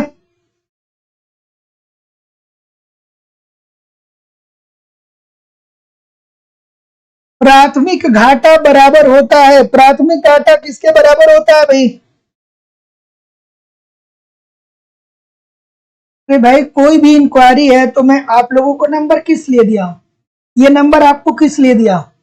इसीलिए तो दिया हो कि आप अपना प्रश्न यहाँ पे मुझे व्हाट्सएप पे मैसेज कर दीजिए या आप मुझे यहाँ पे कॉल कर लीजिए। ये नंबर आप लोगों के लिए ही दिया गया है और मैं खुद ही कॉल रिसीव करता हूँ, कोई असिस्टेंट नहीं करता है, मैं खुद ही आपसे बात करता हूँ, खुद ही आप हमसे पूछते हैं कि सर जी सारी चीजें मिलेंगी ना, complete sir complete video classes मिलेगा, कंप्लीट नोट्स मिलेगा ना सर, टेस्ट सीरीज भी मिलेगा? हाँ भाई मिलेगा। सर करेंट करवाएंगे ना? हाँ भाई करवाएंगे। ठीक है, यूट्यूब पे मैं इतनी बार बोलता हूँ, फिर भी जब इंक्वायरी आती है तो लोग 4 बार पूछते हैं, सर ये भी होगा, सर वो भी होगा, सर वो भी होगा। भैया जितना यूट्यूब पे बताया जाता है सब होगा, ठीक है। क्या उत्तर होगा भाई? चले, तो प्राथमिक घाटा बराबर होता है, तो जैसा कि मैं देख पा रहा हूं ऑप्शन नंबर सी, जितने लोग भी बोल रहे हैं सभी लोग का उत्तर ठीक है कि राजकोषीय घाटे में से हम क्या करते हैं, ब्याज भुगतान को घटा देते हैं। तो option number C according to question this is the right answer हो जाएगा। तो प्राथमिक घाटा इज इक्वल टू राजकोषीय घाटा माइनस ब्याज भुगतान, उसी को थोड़ा सा उल्टा कर दिया है। तो प्राथमिक घाटा इज इक्वल टू राजकोषीय घाटा, उसमें से ब्याज भुगतान को कम कर देते हैं। अगला, कार्बन कर किसके विक्रय पे लगाया जाता है? कार्बन कर किसके विक्रय पे लगाया जाता है? कमेंट करके बताइए। कार्बन कर को एक और नाम से जाना जाता है, याद है? पिगुबियन कर, पिगुबियन कर,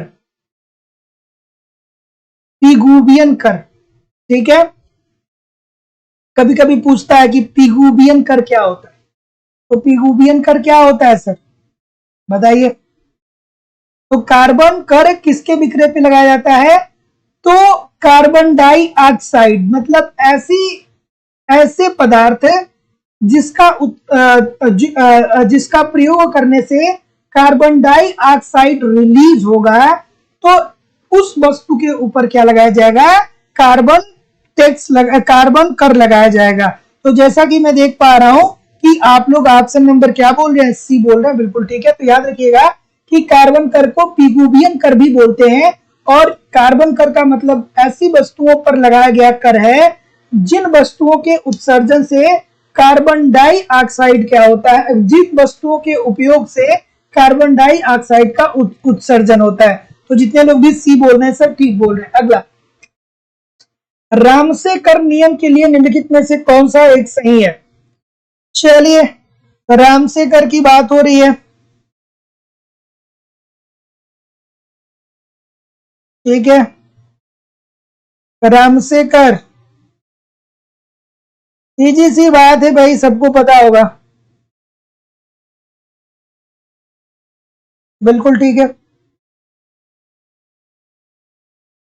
तो ये क्या कहते हैं रामसे साहब, ये बोलते हैं कि देखिए, अगर जो किसी वस्तु की मांग जो है वो बेलोचदार है, बेलोचदार है, तो इससे मांग अगर जो बेलोचदार है, तो अगर जो कर लगाया जाएगा इन वस्तुओं पे, तो इसके मांग में कोई परिवर्तन नहीं होगा, ठीक है।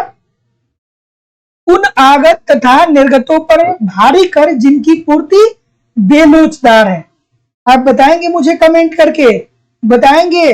जैसे सिगरेट, सिगरेट, जैसे शराब, ठीक है, शराब, इस पे ज्यादा टैक्स लगाए जाएंगे, फिर भी जो आदती हो चुके हैं, जो इसके आदती हो चुके हैं, जो एडिक्ट हो चुके हैं, अगर जो इस पे सरकार बहुत टैक्स लगाएगी, फिर भी लोग सिगरेट लेंगे, शराब लेंगे, तंबाकू लेंगे। आपने देखा होगा कि कोरोना काल में कितने सारे लोग पागलों के जैसे घूम रहे थे। बहुत सारे लोग थे जिनको तंबाकू नहीं मिल रहा था, तो एक तंबाकू जो 5 रुपए की आती है, उसको 30-30 रुपए में वो खरीद रहे थे। और आपको पता है कि दोस्तों, जब क्या हुआ कि जब शराब की दुकानें बंद थी, तो आपने सोशल मीडिया पे वायरल पिक्चर देखा ही होगा कि कितने सारे लोग जैसे लग रहा था कि आज के बाद दुनिया बचेगी ही नहीं, कितने सारे बॉटलों को लोग परचेज करके अपने घर ले जा रहे थे। तो यही बात है कि उन आगतों तथा निर्गतों पर भारी कर जिनकी पूर्ति बेलोचदार है, ठीक है। और पूर्ति बेलोचदार किसकी है भैया? बिल्कुल ठीक है, शराब की है, सिगरेट की है, तंबाकू पदार्थों की है, ठीक है। अफजल हसन जी बता रहे सर 50 रुपए में सेल हुई थी। अच्छा भाई,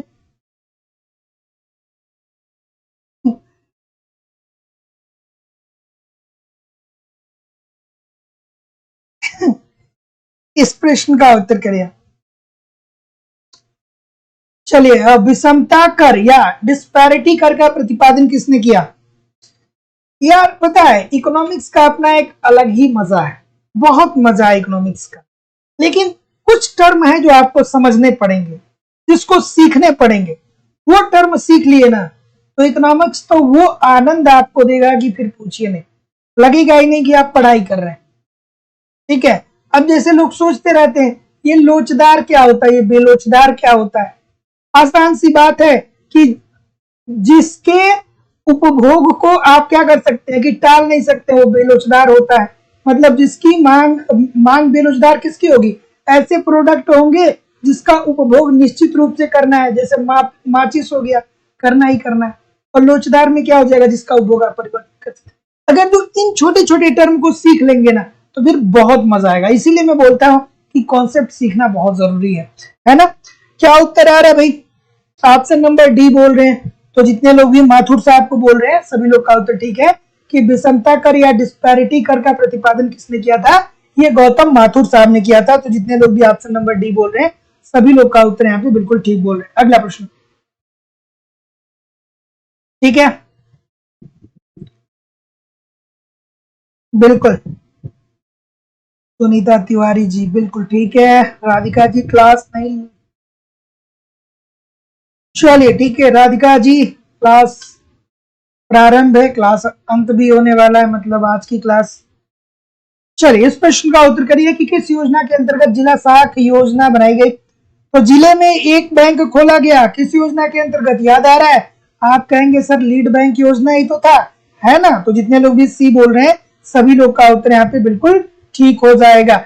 इसके अंतर्गत क्या किया गया कि एक जिले में एक बैंक बनाया गया, और ये जो बैंक होगा वो ग्रामीण क्षेत्रों में जो बैंक है उनकी देख रेख करेगा कि ये लोग व्यापक रूप से ठीक तरीके से कार्य कर रहे हैं कि नहीं कर रहे हैं। ठीक है, अगला 1968 में हरित क्रांति शब्द का प्रयोग किसने किया? सभी लोगों से निवेदन है कि थोड़ा सा वीडियो को लाइक कर दिया करिए और शेयर भी कर दिया करिए। ठीक है, लाइक शेयर किया करिए।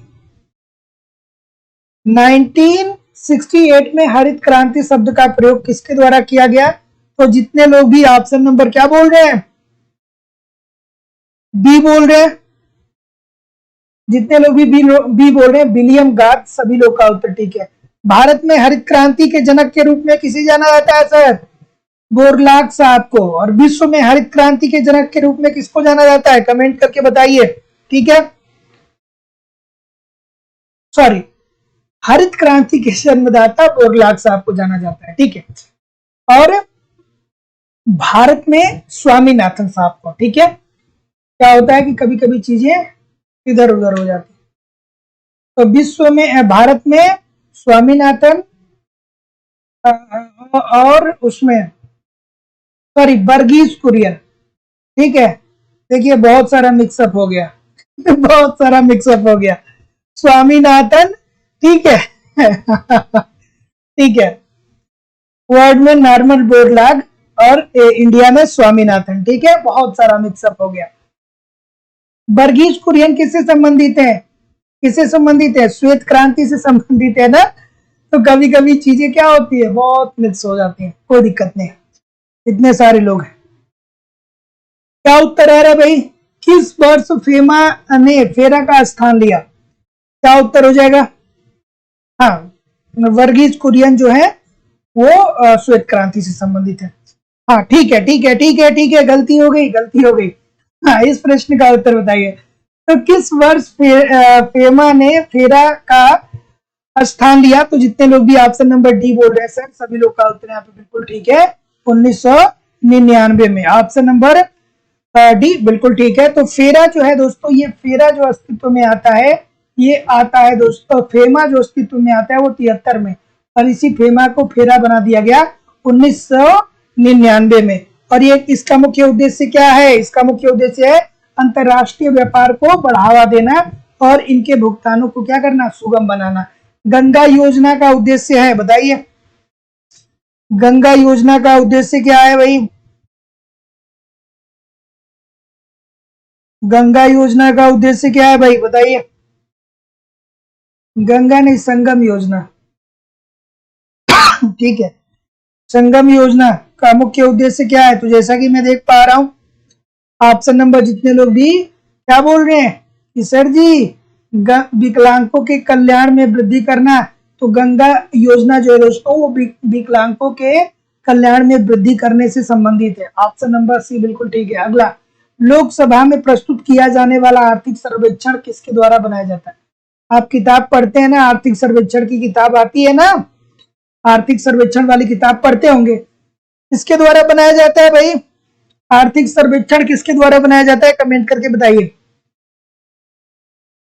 बिल्कुल ठीक है, तो ऑप्शन नंबर बिल्कुल ठीक है, बिल्कुल ठीक है, बिल्कुल ठीक है। तो जितने लोग भी बोल रहे हैं सर जी वित्त मंत्रालय के द्वारा, सभी लोग का उत्तर यहाँ पे बिल्कुल ठीक है। तो आर्थिक सर्वेक्षण जो तैयार किया जाता है वो वित्त मंत्रालय के द्वारा तैयार किया जाता है, बिल्कुल ठीक है। तो कहीं भी जाइएगा नहीं, कमेंट करके बताइए कितने प्रतिशत प्रश्न आपके सही हुए। और दोस्तों मैं जिम्मेदारी और विश्वास से कह रहा हूं कि जिस तरीके से मैं बोल रहा हूं, अगर जो आप इस तरीके से ठीक तरीके से तैयारी कर रहे हैं तो विश्वास मानिए कि बहुत ही कम समय में आप बहुत बेहतर ढंग से एग्जाम क्रैक कर सकते हैं। ठीक है, बहुत सारे लोग को लगता है यार 2,000 रुपये फीस लग जाएगी। अरे भाई, आपकी जो सैलरी मिलने वाली है ना वो 2,000 का कई गुना है। ठीक है, कम से कम आपको 60-70 हजार रुपए सैलरी मिलेगी। तो यार 2,000 रुपए में आपको कंप्लीट इकोनॉमिक्स पढ़ाया जा रहा है, कंप्लीट आपको नोट्स दिया जा रहा है, आपको टेस्ट सीरीज दिया जा रहा है, प्रीवियस ईयर की क्वेश्चन पेपर दिया जा रहा है, करंट पढ़ाया जा रहा है। 2,000 रुपए में आपको इतनी सारी चीजें प्रोवाइड की जा रही है, फिर भी लोगों को लगता है सर फीस थोड़ी सी ज्यादा। भाई इससे सस्ती फीस और कहीं नहीं है। आप ईमानदारी से दोस्तों बस कॉन्सेप्ट को पढ़ते रहिए, नोट्स को पढ़ते रहिए, टेस्ट देते रहिए, प्रीवियस ईयर को पढ़ते रहिए, करंट में करवा दूंगा। कहीं भी इधर उधर से कुछ भी कलेक्ट करने की जरूरत नहीं है। उत्तर प्रदेश टीजीटी पीजीटी के लिए क्लासेस चल रही हैं, झारखंड टीजीटी पीजीटी के लिए क्लासेस चल रही हैं। झारखंड पीजीटी का डेट आ चुका है, यथाशीघ्र एडमिशन लेकर के सारी क्लासेस को करिए और जो क्लासेस आपकी छूट गई वो सारी क्लासेस वहां पे उपलब्ध होंगी। मध्य प्रदेश स्टेट की, मध्य प्रदेश सेट की, मध्य प्रदेश सेट का एग्जाम डेट परिवर्तित हो गया है, तो अब दोस्तों एडमिशन लेके पढ़ सकते हैं। LT grade, GIC lecturer, UGC NET, Uttarakhand lecturer, सबके लिए अलग अलग क्लासेस चल रहे हैं दोस्तों। एडमिशन ओपन है Madhya Pradesh state, Madhya Pradesh SET, UGC NET और असिस्टेंट प्रोफेसर की फीस 2,500 रुपए है।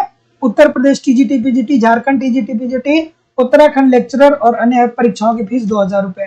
तो सिंपली आपको इस नंबर पे गूगल पे, फोन पे या पेटीएम के माध्यम से फीस पेमेंट करना होगा और उसका स्क्रीनशॉट आपको इसी व्हाट्सएप नंबर पे सेंड करना होगा। सेम नंबर नीचे आ रहा है, ठीक है। और अगर जो आप कोई भी इंक्वायरी करना चाहते हैं तो ये जो नीचे नंबर आ रहा है इस पे कॉल कर सकते हैं या व्हाट्सएप मैसेज कर सकते हैं। डिस्क्रिप्शन बॉक्स में एप्लीकेशन का लिंक है, एप्लीकेशन को डाउनलोड करके डायरेक्ट भी कोर्स को परचेज कर सकते हैं। So thank you very much everybody, मिलते हैं नेक्स्ट क्लास में। तब तक के लिए आप पढ़ते रहिए, आगे बढ़ते रहिए, जाते जाते वीडियो को लाइक करते हुए जाइए, शेयर करते हुए जाइए। नमस्कार दोस्तों, धन्यवाद।